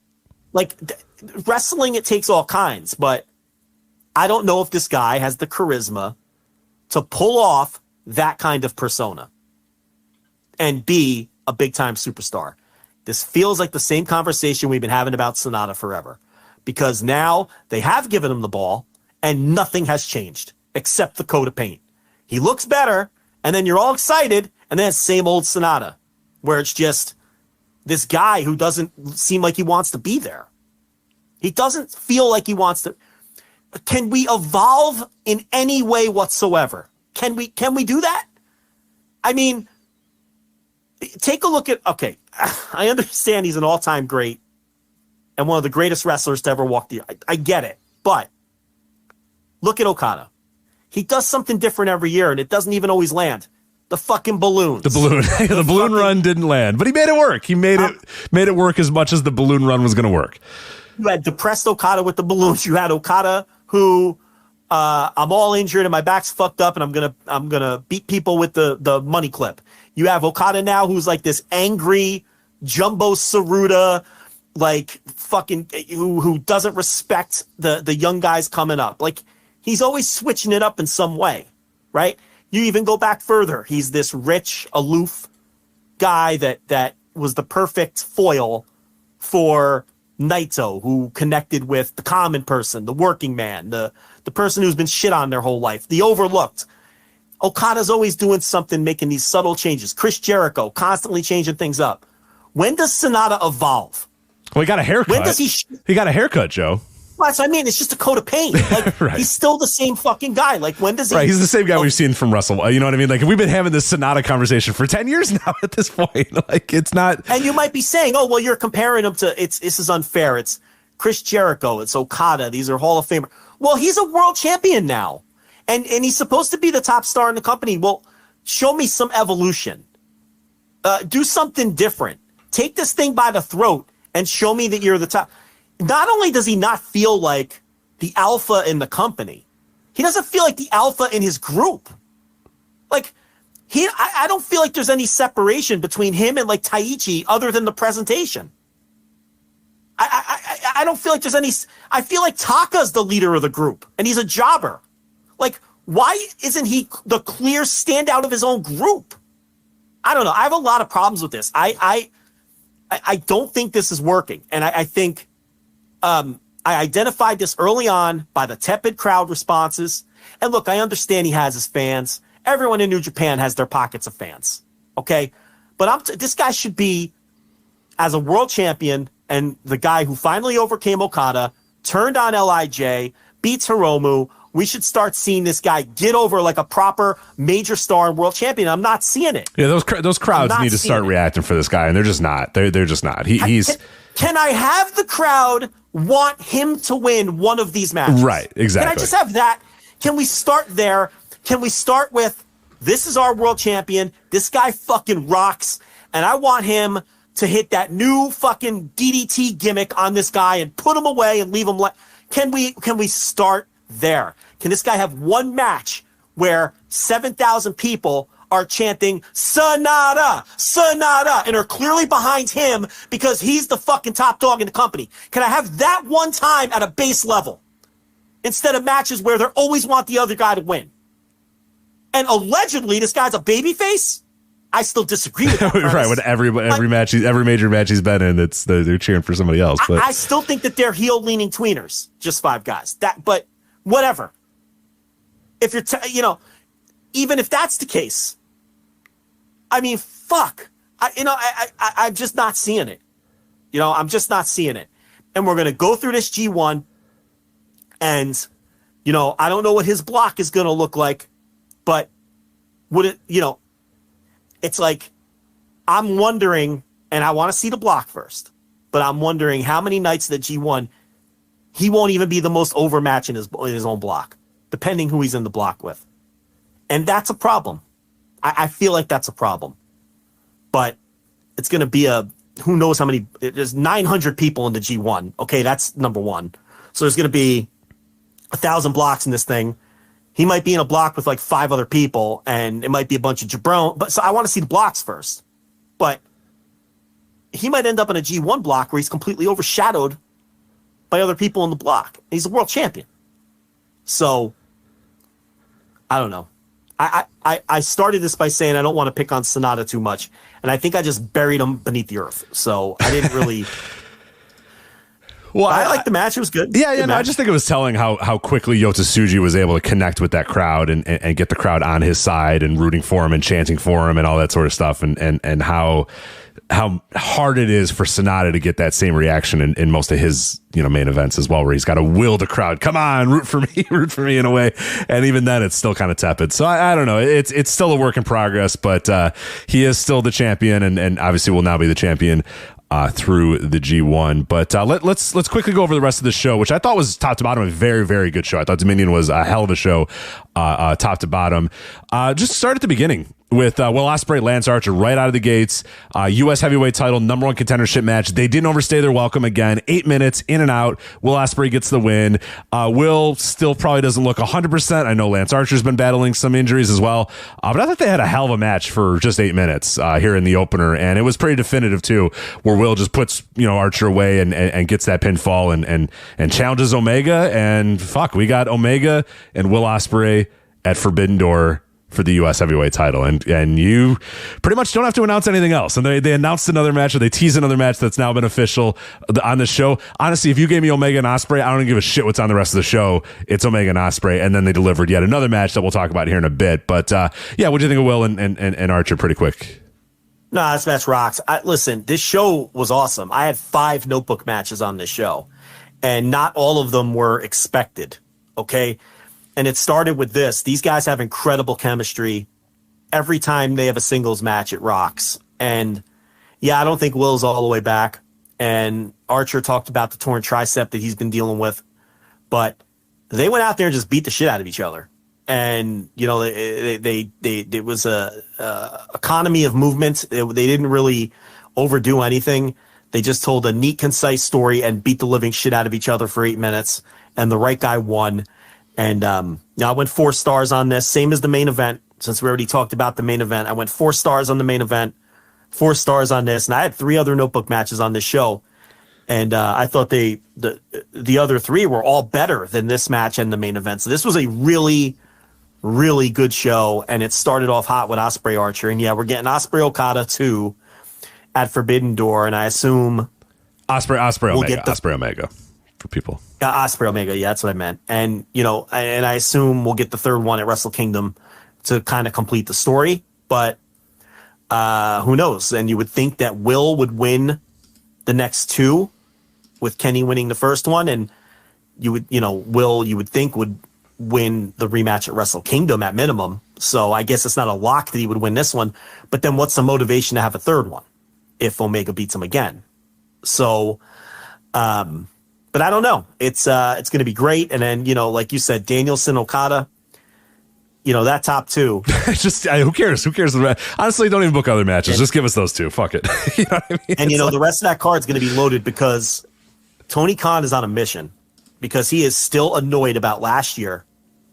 And, we didn't even get the second or third version of that show, with all the injuries and things that had to be changed. And, Bryan Danielson is basically being kept in storage because they're deathly afraid he's going to get hurt again. Monet got hurt and she was going to be on the show. And now that's out. So that's something big that he was going to do. So he lost something again this year, but they've got those top two. And look, Will Ospreay he'll fucking crawl through glass to get to that show and wrestle him. You don't have to worry about that, whether he's fully healed or not. Danielson's going to make it there because he's barely going to wrestle. And Okada, he's always healthy. And, of course, Omega. But there's going to... You haven't seen the last of the huge matches announced for that show.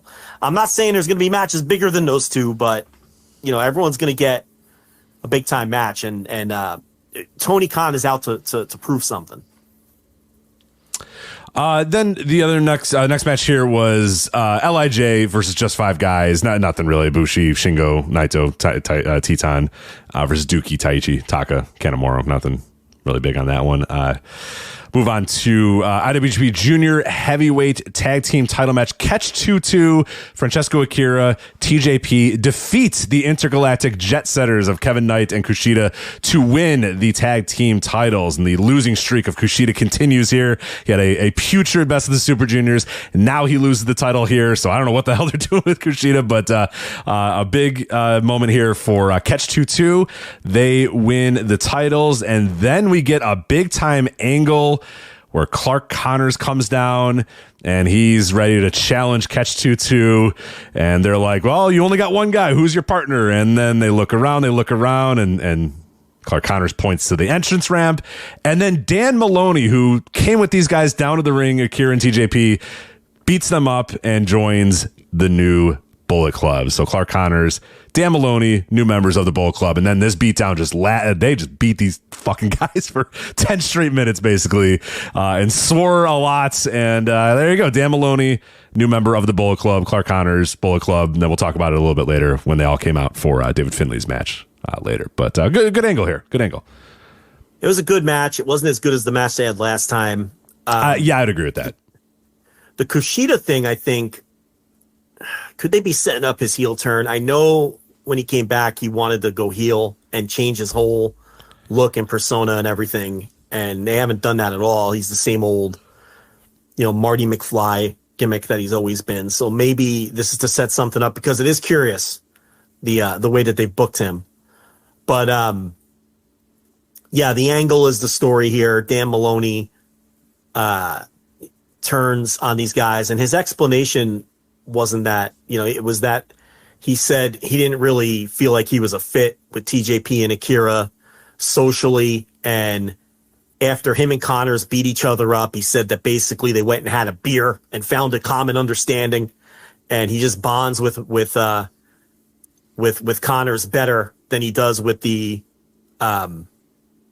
United Empire guys. And that's why he did what he did. And of course, his promo version was far more X-rated than the one I just gave. Oh, yeah. Very X-rated. I mean, he has really, 75% through the Super Juniors. Everyone was like, I don't know. Maybe this guy will never be back. He not only completely turned it around at the end of the tour, he's great. But now with this angle and his promos, he's now delivering exactly how I thought he could deliver in this company. Yeah. He's starting to get over. It's it's that intensity that I talked about early in the Super Juniors that he wasn't showing because he's finding his footing. He hasn't worked with these guys. He's the new guy. He doesn't, you know what I mean? Now that he's showing that intensity, both in the ring and with his promos, people are seeing the Dan Maloney that we have been raving about for like 3 years. So this is good. And I think that him and Connors will probably beat Catch 2-2 for those titles. I don't see any reason why they shouldn't. I agree. Yeah. Connors is another guy who's really taken this gimmick change for Connors has been nothing but a positive. That Hunter thing, that babyface Hunter thing just wasn't working. He's starting to find his footing in his new gimmick and with the Bullet Club thing. And Bullet Club has really been kind of revived. In a big way. Yeah, this is the most I've been interested in Bullet Club in maybe 7 years or something. It's the vibes are just different and good, and it's they're grimy and dirty, and yeah, there's something about them right now. They're a gritty little crew there. Yeah. We'll get to the rest of them because they came out there in Finley's match. But yeah, Zack Sabre Jr. and Jeff Cobb. This is the New Japan World TV title match. Zack Sabre Jr. defeats Jeff Cobb yet again. This time, obviously, they did the time limit draw before. This time, 8 minutes and 46 seconds. Zack Sabre Jr. gets the win over Jeff Cobb. I thought it was really, really good. I like the time. 8 minutes. That I like that style of match. I like the idea of pushing this TV title and making these matches a little more compact and a little shorter. And I thought this one was pretty good. It's, I think, over delivered for me. I went 4 flat on this one. I don't know if this was one of your surprise notebook ones or not. That was a good match. I'd probably go closer to 3.5 or something like that. But that was a really good match. I thought it was the time limit draw was a tad better. Similar to the junior tag title match. I thought they had a better match the first time when Knight and Kushida won the titles, but this was a good match. Everything on this show was good, and a few of the matches were great. This was a really good show. The IWGP Tag Team titles and New Japan Strong Openweight Tag Team title 3-way tornado match. That was a lot that I just had to say there. Bishamon versus House of Torture versus United Empire. Bishamon wins all the titles. IWGP Tag Team titles and the New Japan Strong Openweight Tag Team titles. What'd you think of Bishamon, House of Torture, and United Empire? I thought this rocked, and I won't hear any different. This was great. I love this match. I thought, I was going to hate it, and just the presence of Evil and Yujiro, but man, this was well structured. It had a ton of heat, and it was very dramatic down the stretch. It was well worked. Yujiro did not get in the way, which you always have to be afraid of. Thought he was fine. And I was afraid that House of Torture would win.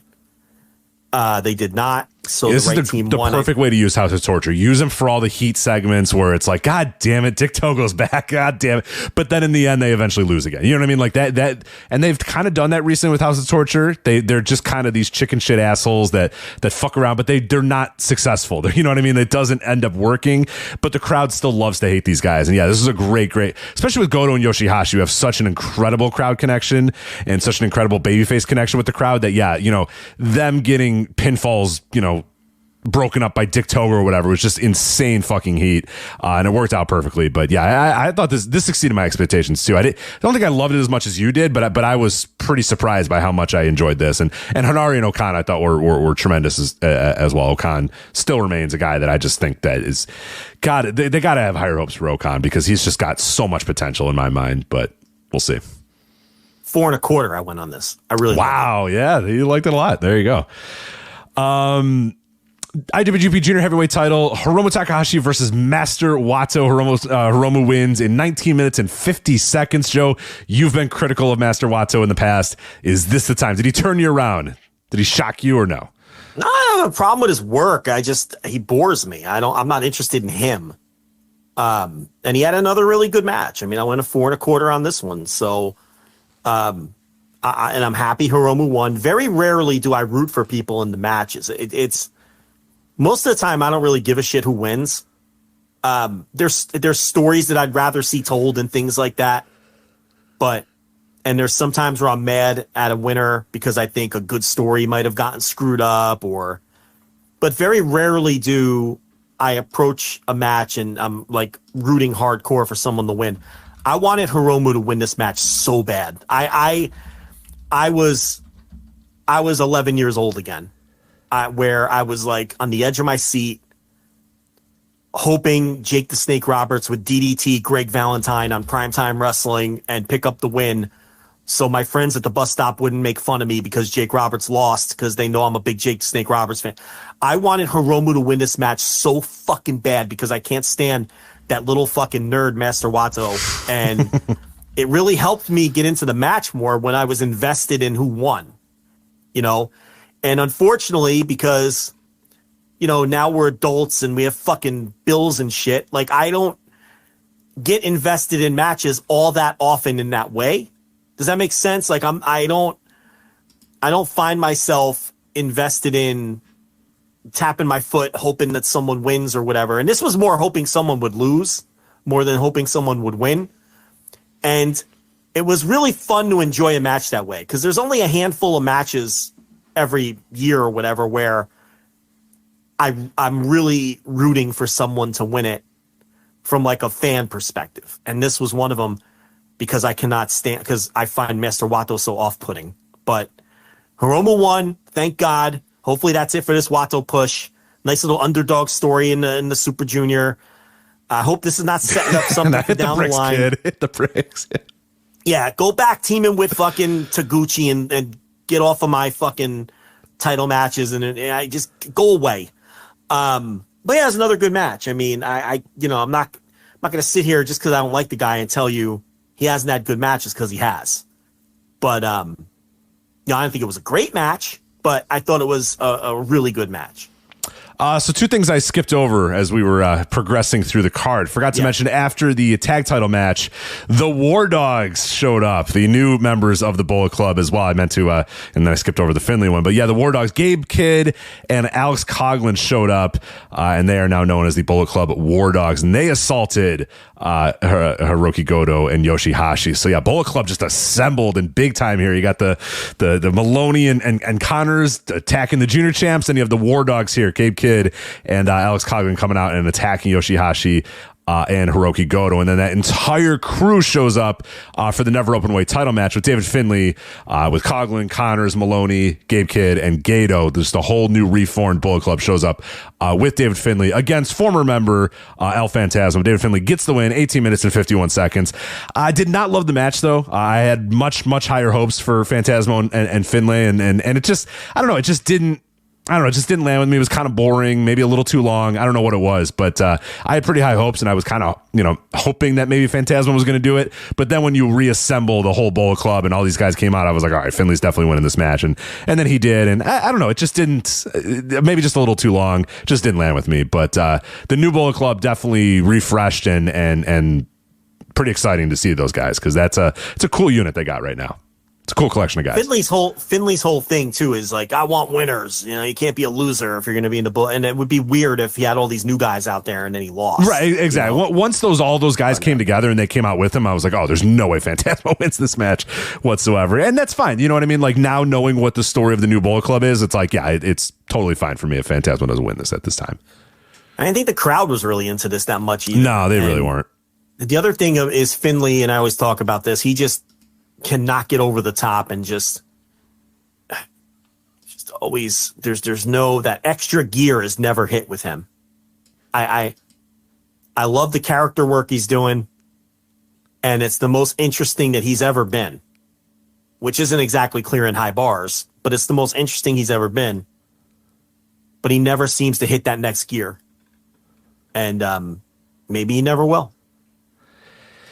And then my match of the night, Never Openweight 6-man tag team titles, Chaos, Okada, Ishii, and Tanahashi versus Blackpool Combat Club, Claudio, Moxley, and Shota Umino. This was put in this spot because Claudio had trouble getting to the building. It took him a while to get there, but then he showed up, and then him and Moxley and Shota just ran ruckshot over this match. Okada's just a fucking prick. Tomohiro Ishii is Ishii. Tanahashi's getting himself a little bit into shape to get ready for the G1, man. Dude, I love this match. This was fucking chaos. It was crazy. It was nuts. The work was great. There was just hatred. Man, what's not to love about this match? Just fucking great. Phenomenal. Yeah, I agree. It was a match of the night. This was great. Everything you said, I thought Well, I mean, here's something. How close were they cutting it with Claudio where they only swapped it one spot on the card, which really only bought them at best 30 minutes? You know, because the match went 1950, the previous match, the junior match. 5 minutes for entrances, 5 minutes for post-match. Like, were they really cutting it that close to where that made that big of a difference to get I don't know. But that's crazy. That's, you know, because that didn't even save them much time. But what would they have done if he didn't get there? Would they have dared put the Sonata match on first, or what would they have done? I mean, I'm curious in what they would have, how they would have handled that. But yeah, Moxley was great. Everyone was great. You know, Aminu, your boy. What'd you think of Aminu in this one? He was good. He was good. He was definitely the least of all these guys. But then again, when you're in the ring with Jon Moxley, Claudio, Hiroshi Tanahashi, Okada, and Tony, that's a tough act to follow with the 5 fucking phenomenal all-time great wrestlers. Yeah, but no, he was good. He was good. He's definitely, when he's there with Moxley, it's a whole different vibe with him. It's a whole different vibe. He's still playing pro wrestler a little too much for me, but he's better. He's better. I will say that. I didn't think Tanahashi was any good. He's just a blubbery mess. He's got abs, kind of, sort of. He's got the Chris Jericho thing where you got abs on top of your fat. It's all right. He's working it. Yeah, but he's moving around like... Oh, he moves like terrible. I love he still does the thing where he takes off his robe and goes, ah! It's like, well... All right, he takes it. It's like that made sense when the body was like an Adonis, but now it's like, all right, all right. I know we talked about it, but he's completely finished. Oh, he's fucked. Yeah, he's fucked. It's over. He's done. There's no coming back from this. He's just, I don't know. I think he's done. He's just not moving well. That's the thing. It's not like it's his body has finally taken the step backwards where he just,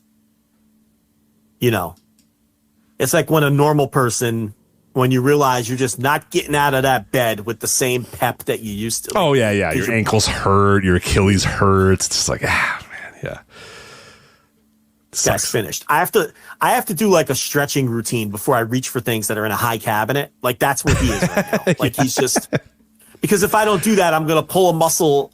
Yeah. That's what I have to do that when I get out of bed. That's the thing. I'm going to pull a muscle nowhere near that area of my body, but somewhere in my body. Your glutes are going to... I'm going to pull something or hurt my back for reaching something. So I have to do like a Richard Simmons calisthenic fucking routine before I reach for something high in a cabinet. Or what I'll do is I'll call a kid over and be like, come here, and I'll put them up on the cabinet and be like, grab that for me. Now that's working smarter.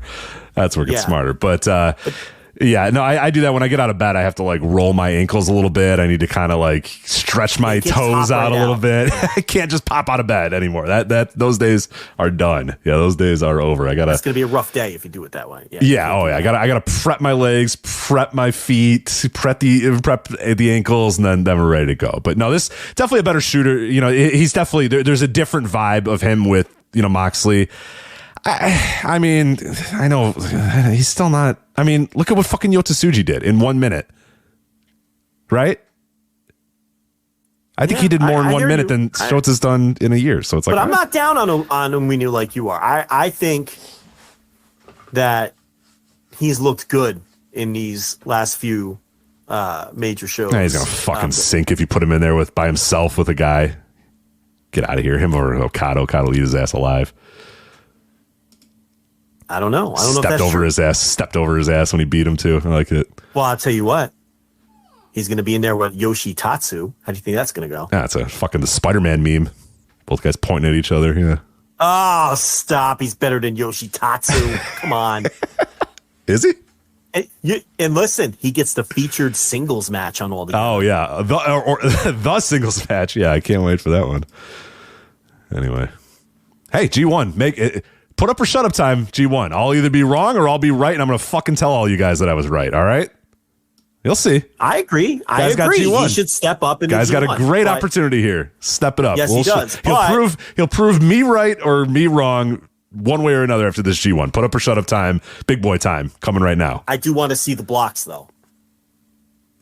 there is a lot of filler in this G1, and you can be in a fucking dickhead block. You can a really lot of be in Shane Hayes and a lot of Mikey Nichols. Yeah, that's what if you're in a block with Chase Owens, Yano, Mad Mikey Nichols, right? The fucking Tongans.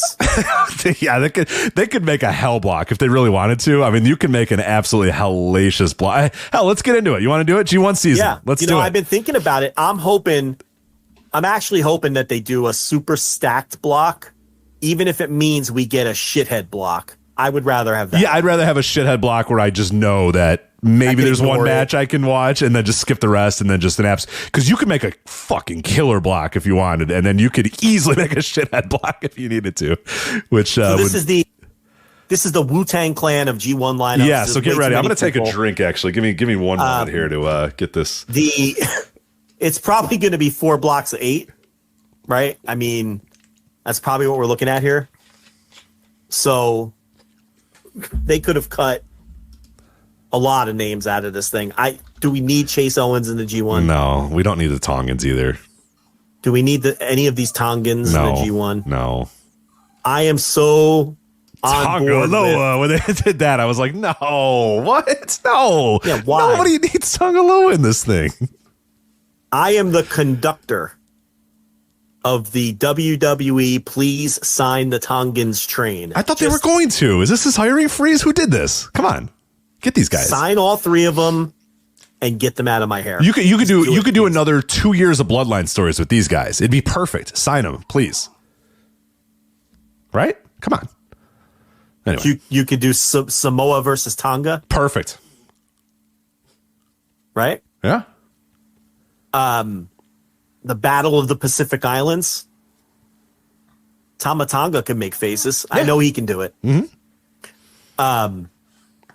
Yeah, so there's a lot of filler. I mean, a lot of names. You don't need. Do we need every member of the United Empire? Yeah, I was going to say, is Aaron Henare really necessary here? Do we really need Aaron Henare? But I did like when they did the whole announcement midway through, because Gino Gambino was on commentary for this show, and he's great, and I love him. And so they do the whole lineup, Tonga Loa, you know what I mean, like Taichi, yeah. Like Kaito Kiyomiya. The crowd goes, hey! The great Oka, and then they end, and then it's over, and Gino goes, guys, can you believe it, Mikey Nichols? And I'm like, I love it. He's like, I can't believe it, you guys. And Kevin Kelly's like, I know, and he's like, Mikey Nichols. And he's like, oh, no, that's not what I thought you. And it was good. Then he brought it up every time they talked about the G1. Kevin Kelly was like, there's unbelievable names in the G1. He's like, I know, Mikey Nichols is there. That's so good. That's called ribbon on the square. I love it. It's so good. Yeah. Burying the guy. It ends with the G1 climax. The crowd goes, yeah. And then there's silence, and he goes, guys, can you believe it? Mikey Nichols. It's so good. I loved it. But on my stream, it kept freezing, and at one point during the Zack Sabre Jr. entrance with the TMDK video that was playing, it froze on the part that just said "mad" before it says Mikey Nichols.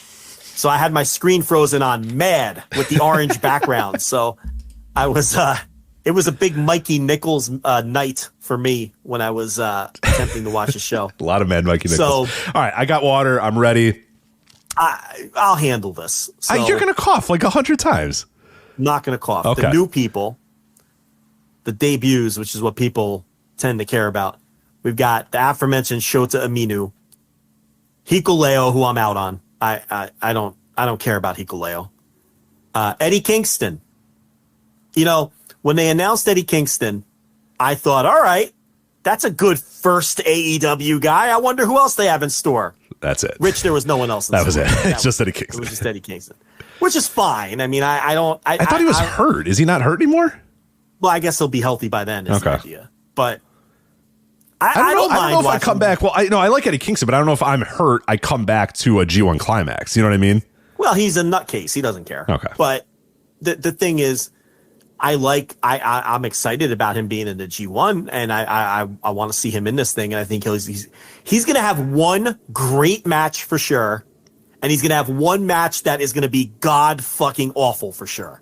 And then the other like 5 matches or whatever, who the hell knows what you're going to get? But you're going to get a great one, and you're going to get one that's like fucking who's the other Good Brother guy? It's and Luke Gallows bad. You're going to get one that's Luke Gallows bad, okay? This is going to be a sloppy mess because he's not going to be on the same page with someone. But he really would have been better if it was like the other AEW guy that's in the G1. You know what I mean? Like, that would have been better, but he is the AEW guy in the G1. Anyway, Ren Narita, he's got something to prove because the clock's ticking on this fucking I guy agree. too. Yep. Gabe Kidd and Alex Coughlin, you know, they're both going to go like 2-6 or whatever, and maybe they'll push one. Who knows? Shane Haste and Mikey Nichols. Hey, you know, Shane Haste, depending on the block he's in. Haste can go. Haste can go. I have no use for Mad Mikey. Mad Mikey, not so much. Yeah, that's if I'm making a shithead block, Mad Mikey Nichols is in my shit block for sure. But, you know, they're both going to be in the opener every night, no matter what block they're in. Yota Tsuji, you know, obviously they just established him. It's going to be interesting to see how he's booked. And then the one I popped off my couch for, Keito Kiyomiya. You and Osaka Joe Hall, man. They went nuts for it. As well they should. And he's going to be in Okada's block. We know that. So the question is, who else will be in the block with them? You know, and on what night are they going to book the match? If it's Okada Kiyomiya night 1, Okada's losing. Because you know that's how they book this thing. There's always that big upset. And they've already been, you know, feuding throughout the year or whatever already. And they're going to beat Okada and set up a match later on some fucking show. Maybe Wrestle Kingdom, maybe something else. And have another singles match. So, you know, that's a huge get for the G1. I don't see Jake Lee's name. That I missed that. Another year, Jake Lee, unfortunately, just on the chopping block. He was the last out. You know what I mean? When you do the NCAA tournament, last out, he was definitely the last out. They were like, it's between Mad Mikey Nichols and Jake, and I'm sorry, Jake, we're gonna go with Mad Mikey Nichols instead. So. Yeah, it was Jake Lee and Bad Luck Fale. Bad Luck Fale, Tom Lawler, Jake Lee. It's like, sorry guys, we're going with Mad Mikey Nichols. But thank you for attending this Zoom meeting. But and now we just wait for the blocks. I mean, everybody else, we don't have to go through these names. It's all the guys on the fucking roster. I mean, you really want me to break down Yoshihashi's G1 right now? I'm not doing that. We have plenty of time to do that. I was really hoping we were going to go no Yano this year, and me too. We're gonna get that, but Yano's the comedy, the break. I understand. We've been saying that. We've been saying that for 7 years now. We're past that though. You got Evil already. Evil's gonna be in there no matter what. We know Evil's gonna be in there. There's your break. Yeah, there's your break match. Don't Yano explain. Yeah, we've been around the block, motherfucker. We know this thing. Okay, I'm the one who told you what Yano's role is. You don't Yano explain me. No. I Yano explain you. Okay. Let's get that straight. But like, I think there's so many other opportunities on it. You look up and down this, and if Evil's going to have to be in this, we know Evil's going to be in there. There you go. There's your one dude that you're going to have a match with him, and you're going to fuck around the whole time and jack around. Okay, that's fine. There's enough guys as well that when I saw that Yano was involved, I was like, oh, come on. Like, you're going to give me all these guys. There's a bunch of dudes that you know are just not going to have. I mean, I like Chase Owens, but his matches are going to be a lot of dumb shit too. Tangaloa, you're probably going to get kind of crappy. Hikuleo, you're not going to go out there and bust your ass against Hikuleo. So it's like, there's a bunch of, it's not like a murderer's row like 2013. You know what I mean? It's not like a murderer's row of everybody in this block is incredible. Everybody's going to go out there and fucking kill themselves for 15 minutes, and then you're going to get your Toru Yano match that you can chill and rest. Like, you're going to get a lot of rest. No matter what block you're in, there's a bunch of guys that you're probably going to get some pretty decent rest against. Your Mikey Nicholses, your Evils, your Chase Owenses, your Hikuleos, you know. So it's like, to see Yano in there again, I'm like, oh, I can't do this again. All right, fine. Let's go ahead. So, yeah, that's a little disappointing. But, yeah, it feels a little more bloated than it needs to, but you'll really determine it by the blocks. Because like you said, they could really structure this in a way where a few blocks look badass and you can more easily skip a couple blocks. I hope they do that than as opposed to just... I'm all on board with sacrificing a block. Just if it means loading one up, like you give me that Kiyomiya Okada block, and if I'm just throwing names out, if like fucking Ospreay and Kingston and Hiroki Goto and are all in that fucking block, and the scrubs of the block are like Shane Haste, you know, and Phantasmo or something, or guys that can go. I'd rather have that and then have a block full of shit than just everything is even, but then you only have 2 or 3 big time matches in each block. Right. That would be disappointing. Yeah. So, because there's a lot of good wrestlers in this G1. Like, there's a lot of really good wrestlers, but yeah, I do fear that you're going to be kind of them together. Right. Let's do it. A block. Make it the A block too. The key is where Ishii goes, because Ishii's a guy who's going to lose all the time, so he's going to be a scrub in a block. But whatever block he's in where he's the scrub is going to be a really good block, because all the every match is going to rock. Every match is that's an extra good guy in the block. Right. You see what I'm saying? Right. So I forgot to mention Kenta too. Again, you're going to get another guy that's going to be a night off in Kenta most likely. So it's like, there's a lot of night off guys in this G1, and that worries me a little bit. Ishii and Shane Haste are the guys you want in your block, because those are guys that are going to eat a lot of L's, but they're good. So they're going to be in there with. So one of the scrubs of the block is someone good rather than Chase Owens or fucking Hikuleo or some shit, So anyway, I hope there's a stacked block. We got more to get to.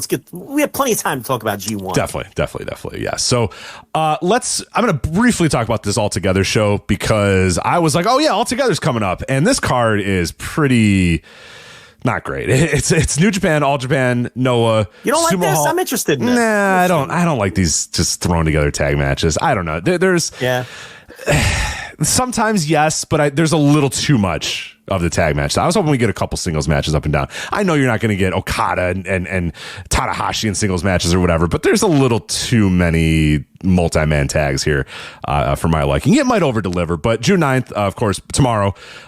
So by the time most of you are listening to this, it will have already happened, and it will either be a great show or whatever, and you can laugh at me and make fun of me for being wrong about it or whatever. We mentioned the only singles match is Yoshi Tatsu versus Shota Umino. Otherwise, you got Tanahashi, Kaito Kiyomiya, Kento Miyahara. That's a nice little trio there, versus Okada, Kano, and Yuma Aoyagi. So that's a fun match. That match rules. I do want to watch that one. Yeah, that's gonna fucking rock. Yes, I agree. The rest of the show, I don't know. Like, do you want me to list every other match on the show, or do you want to kind of pick and choose matches that stand out for you? Well, Amakusa, Atsuka Aoyagi, and Hiromu versus Hayata, Master Wato, and Rising Hayato.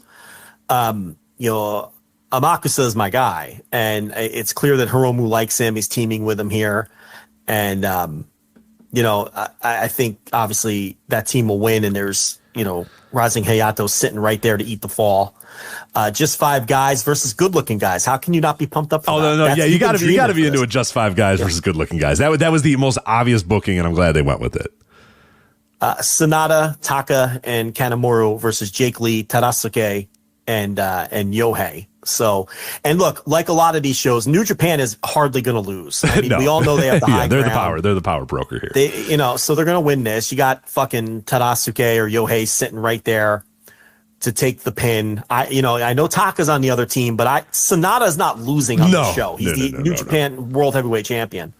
But I also think it's notable that, he's not working on top, even though he's the world champion. Not to rehash the conversation we just had 20 minutes ago, but Suwama, Yuji Nagata, and Yuma Anzai versus Bushi, Shingo, and Naito. This is interesting because, it's like Yuma Anzai, he can't lose right now, right? So Bushi has to eat the fall here. This is one where I think New Japan has to lose, right? I mean, I have to lose this. This one Bushi's taking that fall for sure. And that's okay. I don't think Yuma Anzai's in a position to lose right now is the thing. And there he is teaming with Nagata again. Nagata would love to just kidnap that guy and bring him to New Japan. But that's not going to happen.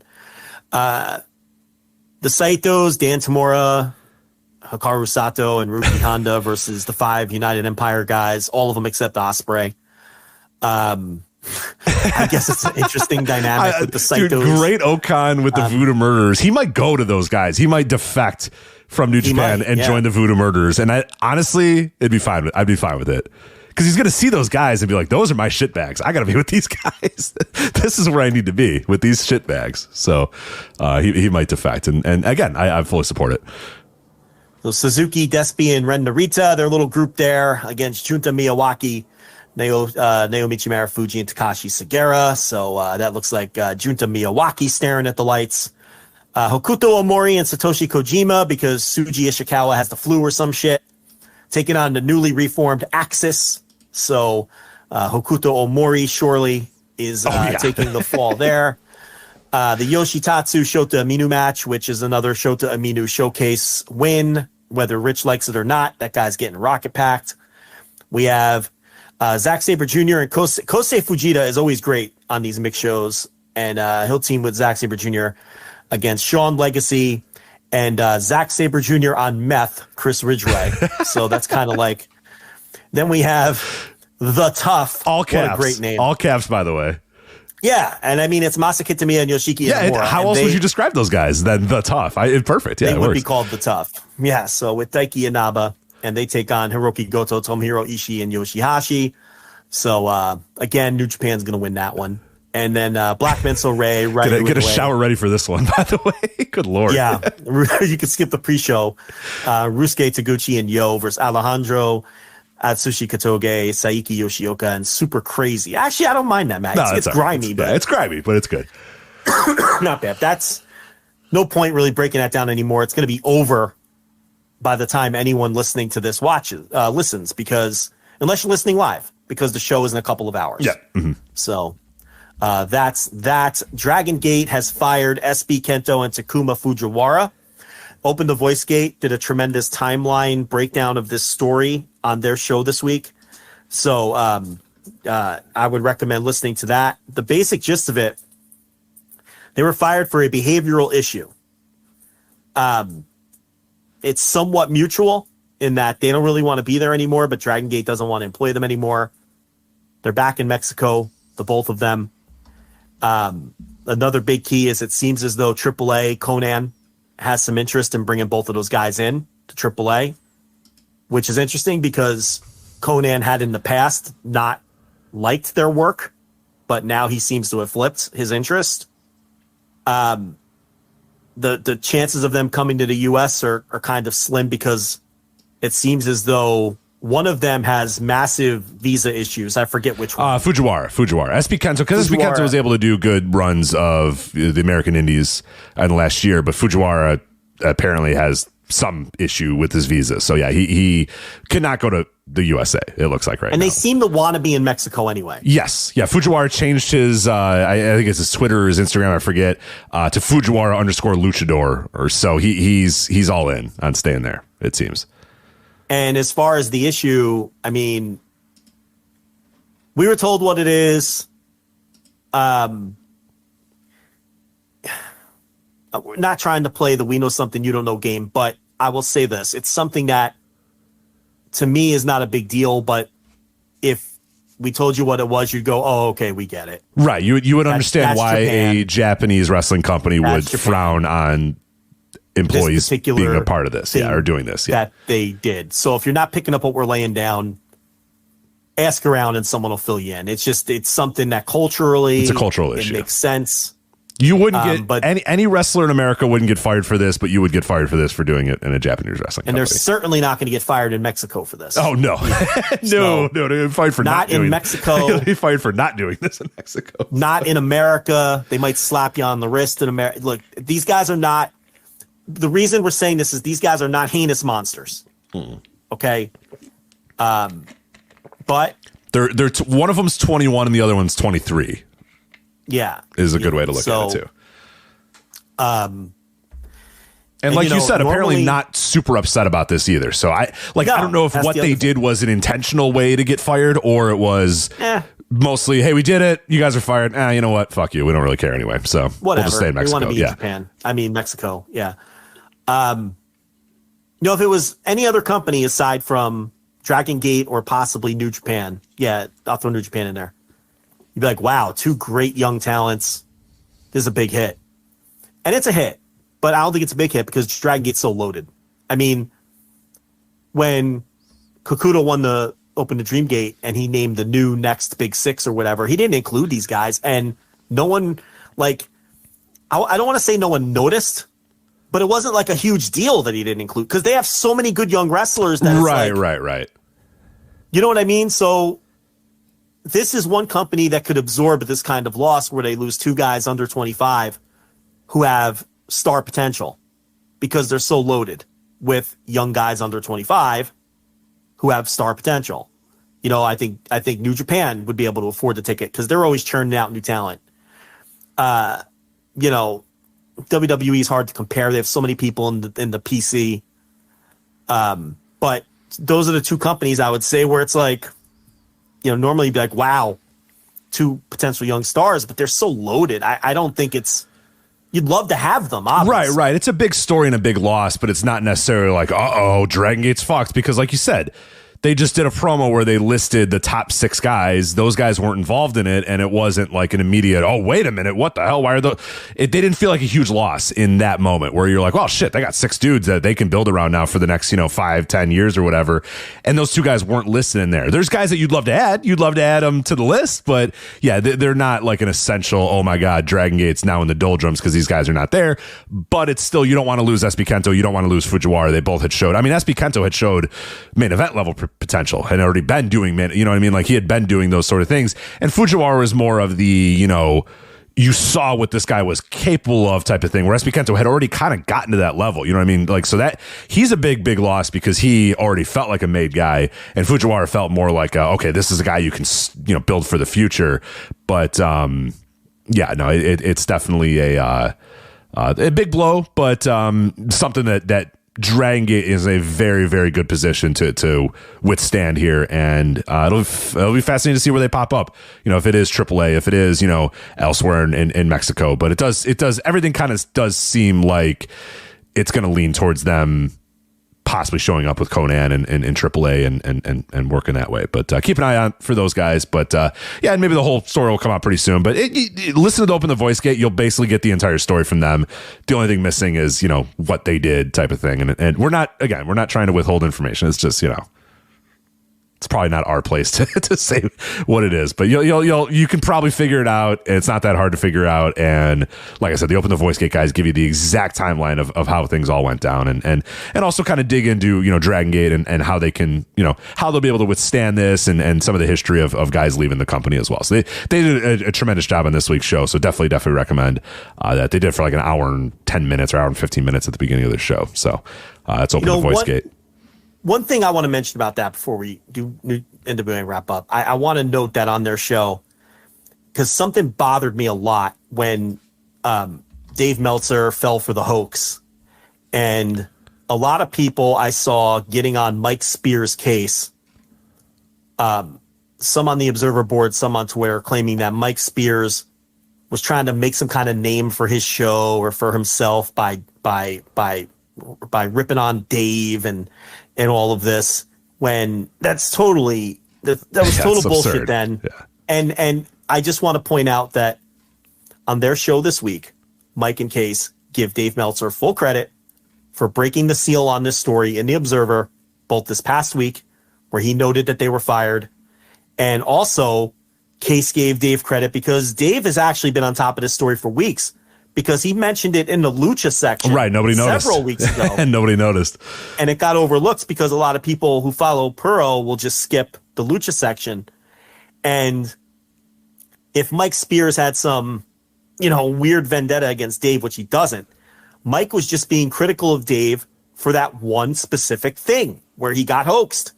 And Dave apologized and admitted he got hoaxed. And trust me when I say that there's no one on earth who understands that situation more than I do, because I was in the thick of that thing. And I was one of the people that they attempted the hoax, and it didn't work. Dave fell for it. And Mike was totally in the right to be to be critical of Dave for falling for it and getting the story wrong, because Dragongate's his beat, and they do it better than anyone, Mike and Case. And they may have been trying to warn certain people that this was coming and nobody listened to them. So it's more of a frustration thing, too, of like, we trying to tell you, it's coming. Yeah. So it's, When I got the fake email and it immediately raised red flags, the first person I went to was Mike Spears. Why wouldn't I go to him? Okay. So Mike didn't have any kind of weird vendetta against Dave. He's not trying to make a name. Mike's been covering Dragongate and podcasting Dragongate for like 10 years or more. Before he was even with us, he was covering Dragongate and podcasting Dragongate. And he was critical of Dave because Dave blew that. And the proof is this week where they gave Dave full credit for breaking this story that they were privy to. They were privy to what was going on, but Dave was the first one to report it. And they said Dave got everything right. And then they added detail to what Dave reported, a lot of detail. And it's in the first 20, 30 minutes of that show. If anyone wants to go listen to it and get even more details than we just provided, I'm just giving you the details they gave me. I'm passing along what that show reported. So I just wanted to point that out because that really annoyed me in real time. You know, the way people were treating Mike specifically for some of the things he tweeted when he was right. Right, and just wanted the story to be right, and just wanted the story to be right, and for just accountability, and that's fine, and somebody like a Dave Meltzer can handle that, and probably learn from it, and be better about it, and we saw it here, and he apologized for it, and did learn, and right, and then now he nailed this story, he got it perfectly, so it's like, all right, and these two guys went on the air in the beginning of their show and gave Dave credit when they didn't have to. They didn't have to do that. And they gave him credit on Twitter. Because this is how adults, this is what adults do, and this is how adults act. And some people don't understand that or don't know what that's like. So yeah, it doesn't have to be just you know tearing people down and turf wars. Yeah, it's not always fucking turf wars. It's like Mike Spears has no beef with Dave Meltzer. He had beef with how Dave Meltzer handled the hoax. That's it. And they went on Twitter and said the report in the Observer is correct. We'll have more on our show. And then they went on the show and gave Dave credit again and then gave their details of it, which are going to be better than details you're going to get from anyone, including Dave. But I just wanted to make note of that on our show, on our platform, and defend those guys, specifically Mike, because I haven't ever talked about it, but it really bothered me in real time. And I understand it's Dave. A lot of it was on Dave's board, and he's their guy, but that's such fucking horseshit.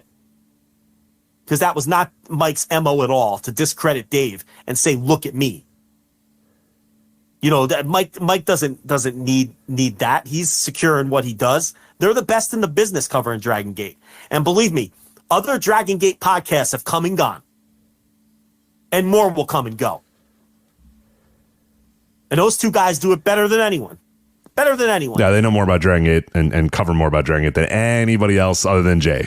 There's one other person on Earth. That for a podcast John Carroll started years ago. Yeah. And now these two guys have taken the torch and have done a great job. And they know the ins and outs better than anyone. But anyway, I just wanted to get that off my chest because that's been bothering me for months. And, you know, Mike and Case's handling of this week is the proof that all that other shit was utter nonsense at the time. That's all. Open the Voice Gate, Voice Wrestling Podcast Network. You can find that there, or however you get your podcast. So we're a little bit over, but that's fine. I'm not going to do an overrun. Fucking hour on this. No, so trust me, I cannot do an hour on the NWA Crockett Cup 2023, night 1, night 2.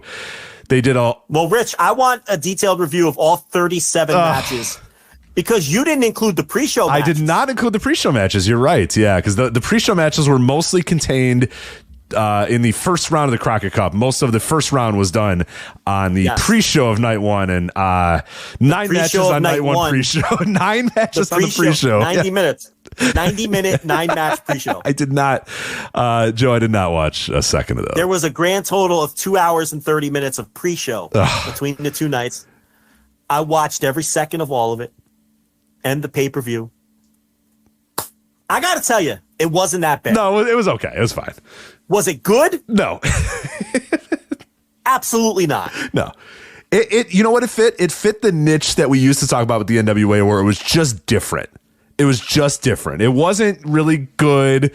It wasn't really bad, but gosh darn it was different and unique.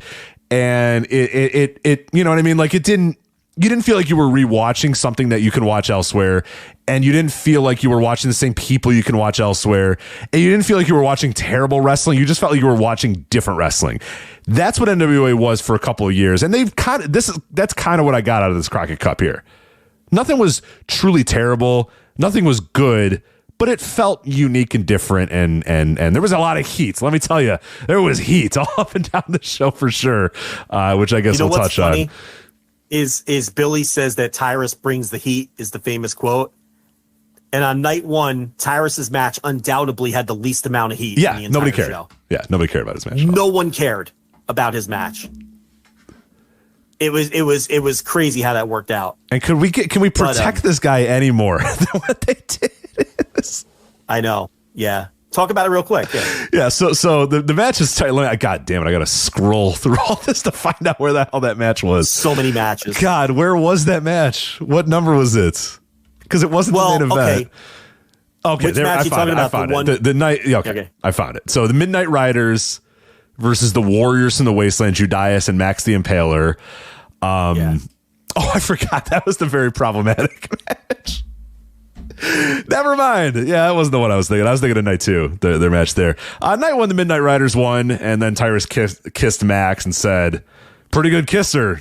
Not sure if it's my thing. Not sure if I should like that." Anyway, it's like, all right. Yeah. Tyrus, everybody. It's like tugging collars. Yeah, I was like, yo, cut the mic. What's he going to say next? But yeah, there you go. So. And then they did the thing in where he like had the injured leg. That was in night two.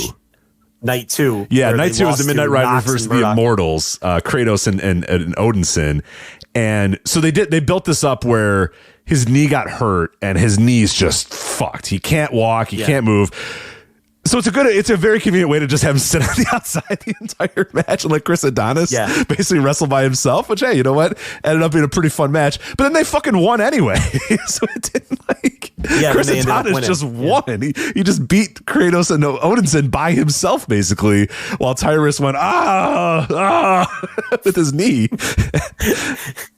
He's bringing the heat, Rich. He's bringing the heat. He's bringing the heat. And then finally, mercifully, they lose in the semifinals because Tyrus just can't walk or move at all. But yeah, they had to protect this guy so fucking much. He needed to be hit by a fucking bulldozer to lose to the eventual Crockett Cup champions. But yeah, he brought the heat, as they say, even though nobody gave a shit about any match that he had at all. So. Yeah, I thought they were just going to win the whole thing. At that point, I was just rooting for him to win the whole thing. Just Chris Adonis by himself, just win the whole tournament. The other interesting things, they turned the Mortons. The Mortons on night one, they beat Arez and Toxin when Ricky Morton did a belt shot to, I forget which guy it was. I think it was Arez, but nobody cares and it doesn't matter.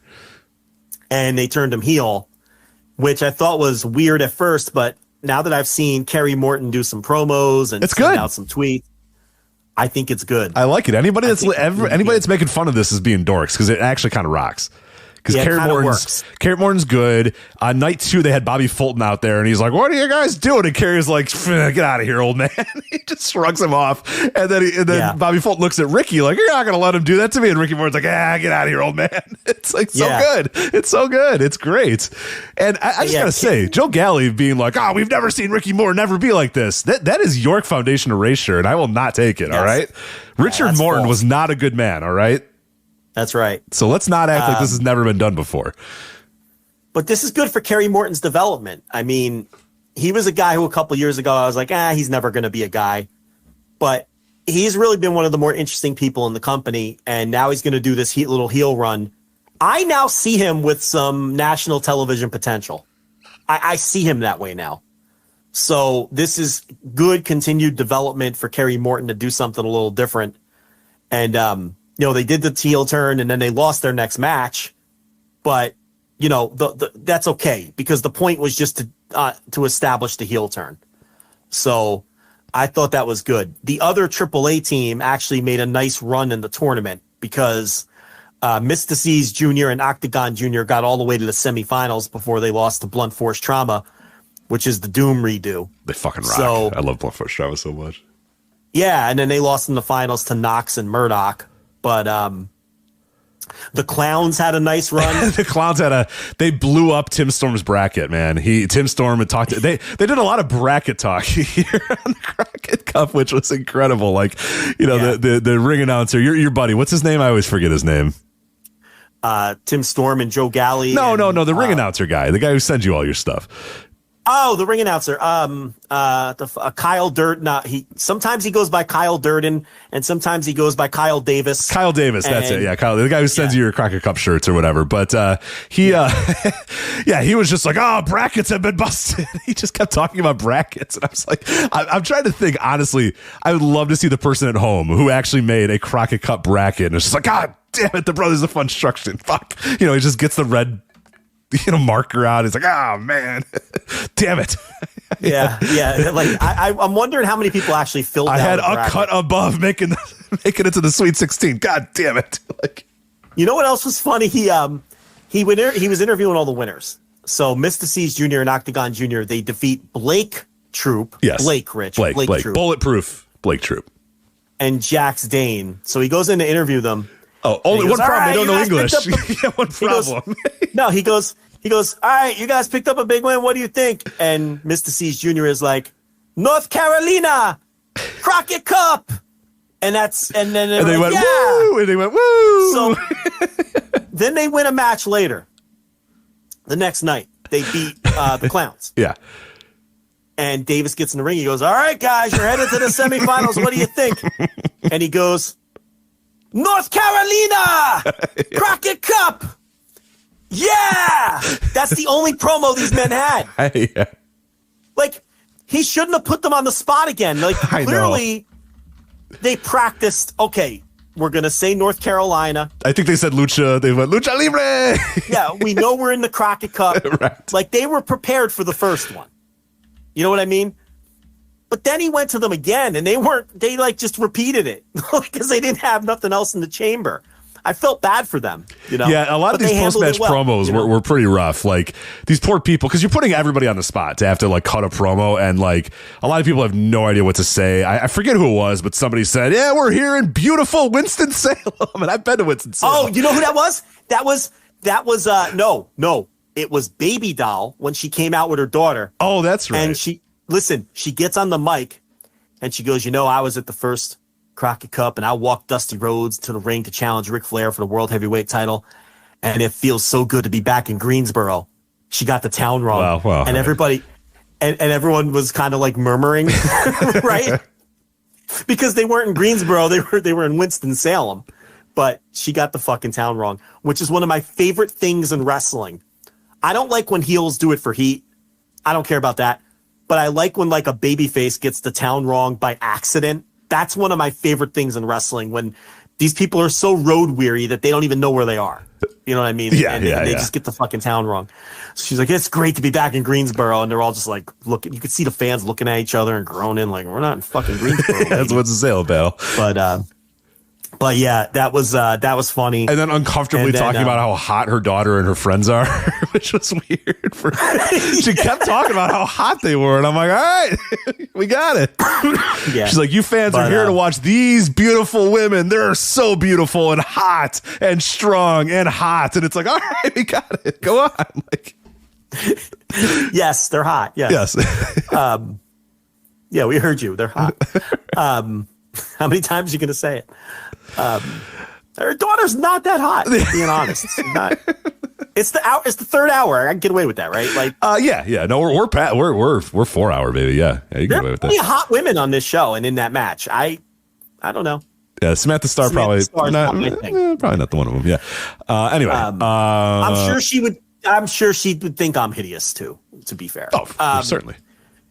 Right, easy. Other big happenings.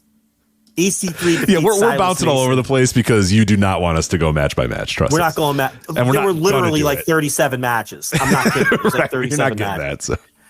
EC3 beats Silas Mason, defends the national title. So the Overman with a big win. But the story here, Silas Mason accidentally kicks. He's the Overman? Why is he the Overman? Ask him. He's the Overman.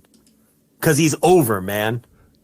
That's what he says. Yeah, I know. That's what he says. Yeah, he did the in-ring promo and he goes, I'm the Overman. And the entire crowd went, because you're over, man. And he went, because I'm over. And then he paused for a while. The crowd's like, we already did it. He went, man. Like, we're not doing it. It's like, all right, cool. We barely like you enough to do it once. Right, we did it once. We gave you a nice, easy, because you paused enough. But then you paused 2 times. You can't pause 2 times. We're done. Now you're pushing it. Yeah. Like, we're all sorry that MJF does your gimmick better than you, and you have to try right, to find we're throwing you a bone here, but you're taking it too far, so it's over. Yeah, now you're pushing it. But Silas Mason accidentally boots Pollo Del Mar off the apron, and then he steps over her, leaving the ringside area, and broke her heart. Yeah. So unfortunately, I do have to inform you that David Crockett is officially canceled. He not too into the look. You don't hear when Pollo Del Mar came out, he went, whoa, what's wrong with her? No, dude. You could tell Joe Gallo was like, well, that's the love of somebody had to like wink, nudge, but he thought the gimmick was like she's an ugly woman was the gimmick, and it's like like the gimmick is she's ugly and he's the only one who thinks she's hot. Yeah. Well, you know what? I don't blame David Crockett. I blame them for not preparing David. Yes, exactly. And then somebody kind of maybe gave him a little bit of a wink, nudge, or a little elbow, because he was fine, because then he got it afterwards. But initially, his initial thought was like, woof, what's that? They were like, what?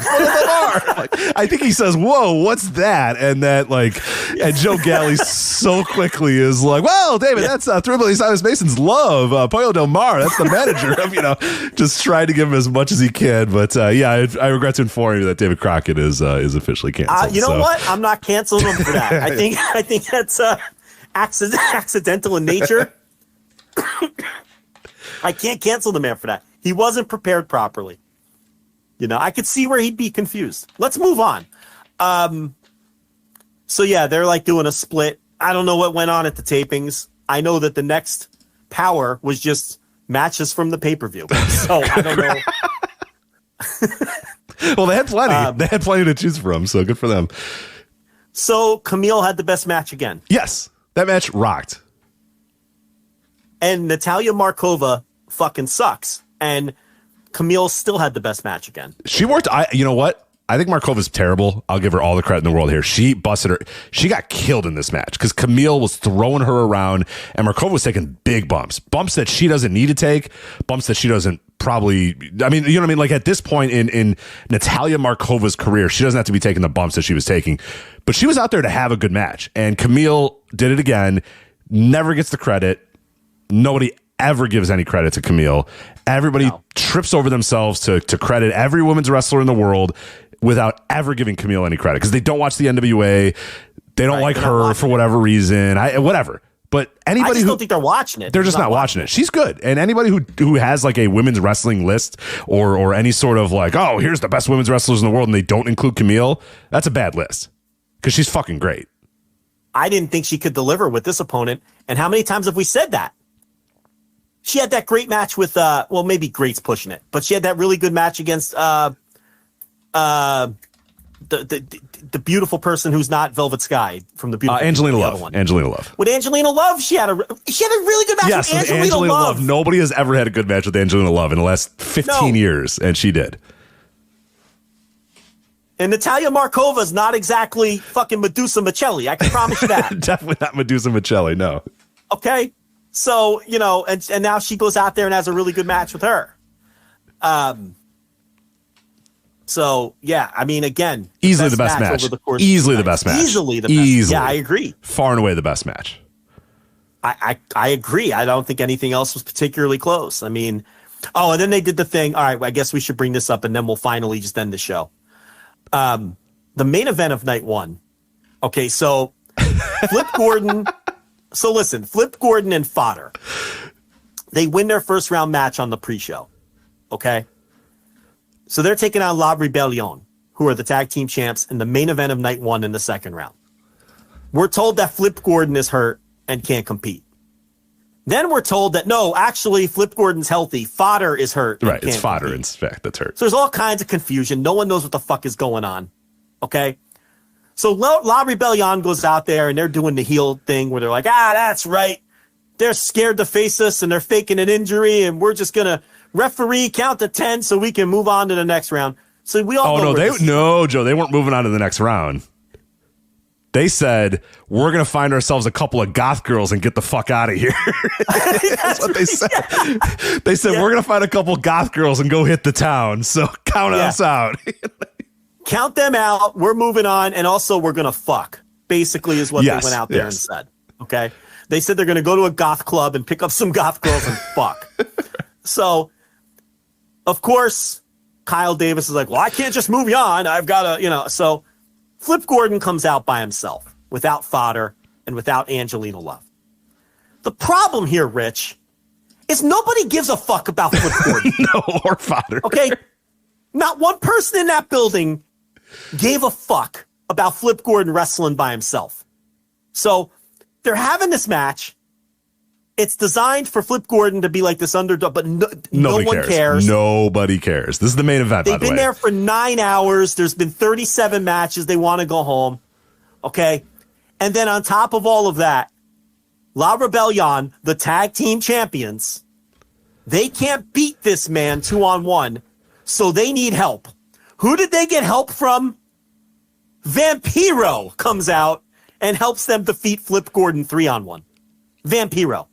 Well, you are missing, though, that fodder did come out to the quietest reaction you've ever heard for, like, a guy comes out from the back while hurt. Because no one knows who fodder is. Yes, they're like, oh, that's fodder. Is that fodder? He's here. And then, like, the crowd, nobody, not one person in the crowd reacted in any way. So he threw a couple of kendo stick shots, and then they tackled him, and then it was done.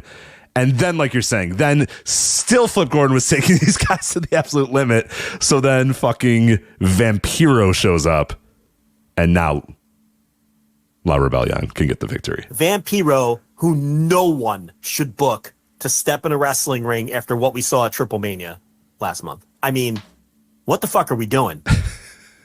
If you feel bad for the guy and need him to get and want to pay him, give him something else to do. Don't let him in a ring. So anyway, we got the Vampiro finish, and I guess the three of them went out and got some goth girls and fucked. I don't know. I mean, if you're hanging out with Vampiro, you're probably going to pick up some goth girls and fuck. Yeah, you're probably right? fucking. Like yeah, for sure. That's what's going to happen by the end of the night. So Beastia 666 and Mecha Wolf more than likely accomplished that. And the flippin' psychos, Flip Gordon and Fodder, were eliminated. So I think Angelina Love is now romantically involved with Fodder. Yes, I believe that's a shoot. I believe that's a shoot couple. And it's public. We're not out of school here. No, that's public. She's got a type, man, because he kind of looks like Davey Richards. Yeah, for sure. Yeah. Anyway. That's a good place to end this. That is certainly a good place to end it. One more thing. Blunt Force Trauma rocks. They're the best. They made it all the way to the finals. I was hoping they won. They got Aaron Stevens now as their manager, and he's just like, it should be Teddy Long. It should be Teddy Long, but he works too as like, just he comes out with the suit or whatever, and he's like, here's my boys, and then they come out and they got like the music, and it's just like carnage and drama, and they cut a promo, and it's like, what are you gonna do, Carnage? And he's like, kill him. And they're like, what are you gonna do, Damage? He's like, destroy him. And I'm like, yes, this rules so much. And they made it all the way to the finals, and damn it, they didn't win. Knox and Murdoch won. But, this really wasn't that terrible. No, it really wasn't. All the laughing aside, it was fine. It's average ass boring wrestling. Right, that's a little funny. It's like, it's fun bad. You know what I mean? It's fun. It's not bad. It's fun bad, but it's not even bad. It's like fun fine. Bad. It's just boring. Fun fine. It's just average boring wrestling. It just never ends. It's always going. It just is always happening. Ends. Why are they so long? Why are the shows so long? Yeah, it's like, why are the shows so long? Why are so many people booked, Billy? Like, why does tournament need 30 teams? Why is it so long? That's the problem. If these NWA shows were a neat and tidy 2.5 hours with 7 matches, I might even look forward to them. But now it's like, oh my God, I have 2 4-hour shows to watch this weekend of boring matches. And actually, it wasn't even all that poorly booked. I thought the booking was better than it's been lately. Yeah. Aside from the Vampiro thing, because a lot of the other stuff on the show made sense and was interesting. Right, and they did resets for some of the characters. You got the Morton turn, like you said. You got Real Billy, turning Silas and Pollo. Yeah, it turned on Pollo. Then, unfortunately, Vampiro is in the house too. EC3 still your national heavyweight champion. He on night 2 over, man. He's over. Because he's over, man. And then he challenged Tom Latimer for a match on the show. So. Oh, great! I can't wait for that. That's gonna be. Oh. The Masked Man versus Scion. So the Swink, of course, figured out who the Masked Man was. Oh, did he? Yes, he did. Who was the Masked Man? It is. Are you ruining Christmas or no? No. Yes, we are. But based on a tattoo, he discovered who it was. It is Victor of the Ascension. Oh, God. Because Conor is already, Impact. he's, oh my God. So the mystery masked man who took on Scion and defeated him is Victor of the Ascension. Did we need Victor? Well, Billy did. Billy. At Billy needed Victor. So we have unmasked the masked man. Well, listen, not us. The shoot trash here is the Swink. Yeah. He is the shoot trash. Victor. The resident chat corrector, the Swink. He did a nice job, and he did the detective work. And the masked man who defeated Scion is Victor of the Ascension. Oh, God. Oh, God. NWA. Hey, if we don't cover it, again, nobody else will. Where else are you going to get 40 minutes on the Crockett Cup? The answer is nowhere. The answer is nowhere except for the Flagship Podcast. So that is it for us. Again, flagshippatreon.com for all of our bonus audio and bonus content. $5 tier or $10 tier. If you just haven't heard enough of us and you want more, that is the place to do it. Voicesofwrestling.com for columns, previews, reviews, and also the Voices of Wrestling Podcast Network. We mentioned Open the Voice Gate, but plenty of other great podcasts on the Voice of Wrestling Podcast Network as well. So make sure you subscribe to individual show feeds or the entire feed if you want all the podcasts on the Voice of Wrestling Podcast Network. You can get them all there. That is Joe. I am Rich. We will talk to you next time on the Flagship Podcast. Take care. Hello there, everybody. It's me, Garrett Kidney, the co-host of You've Got to Be Kidding Me on the Voices of Wrestling Podcasting Network. And I am Liam Jones, my full name, and I'm also a part of the Voices of Wrestling Podcasting Network as a co-host for You've Got to Be Kidding Me.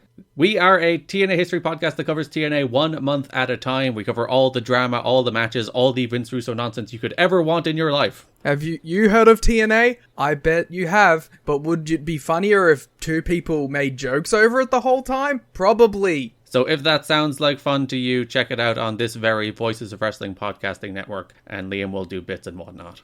Music. It's not just part of our daily lives, it's part of our wrestling fandom as well, and it has been for decades.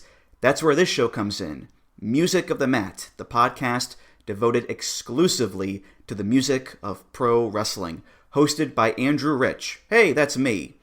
Each episode delivers a different topic with a variety of great guests, fun conversations, musical analysis, and of course, a heartfelt pun or two. New episodes drop every other Tuesday on Apple Podcasts, Google Podcasts, Spotify, or your podcast app of choice. Check out Music of the Mat only on the Voices of Wrestling Podcast Network.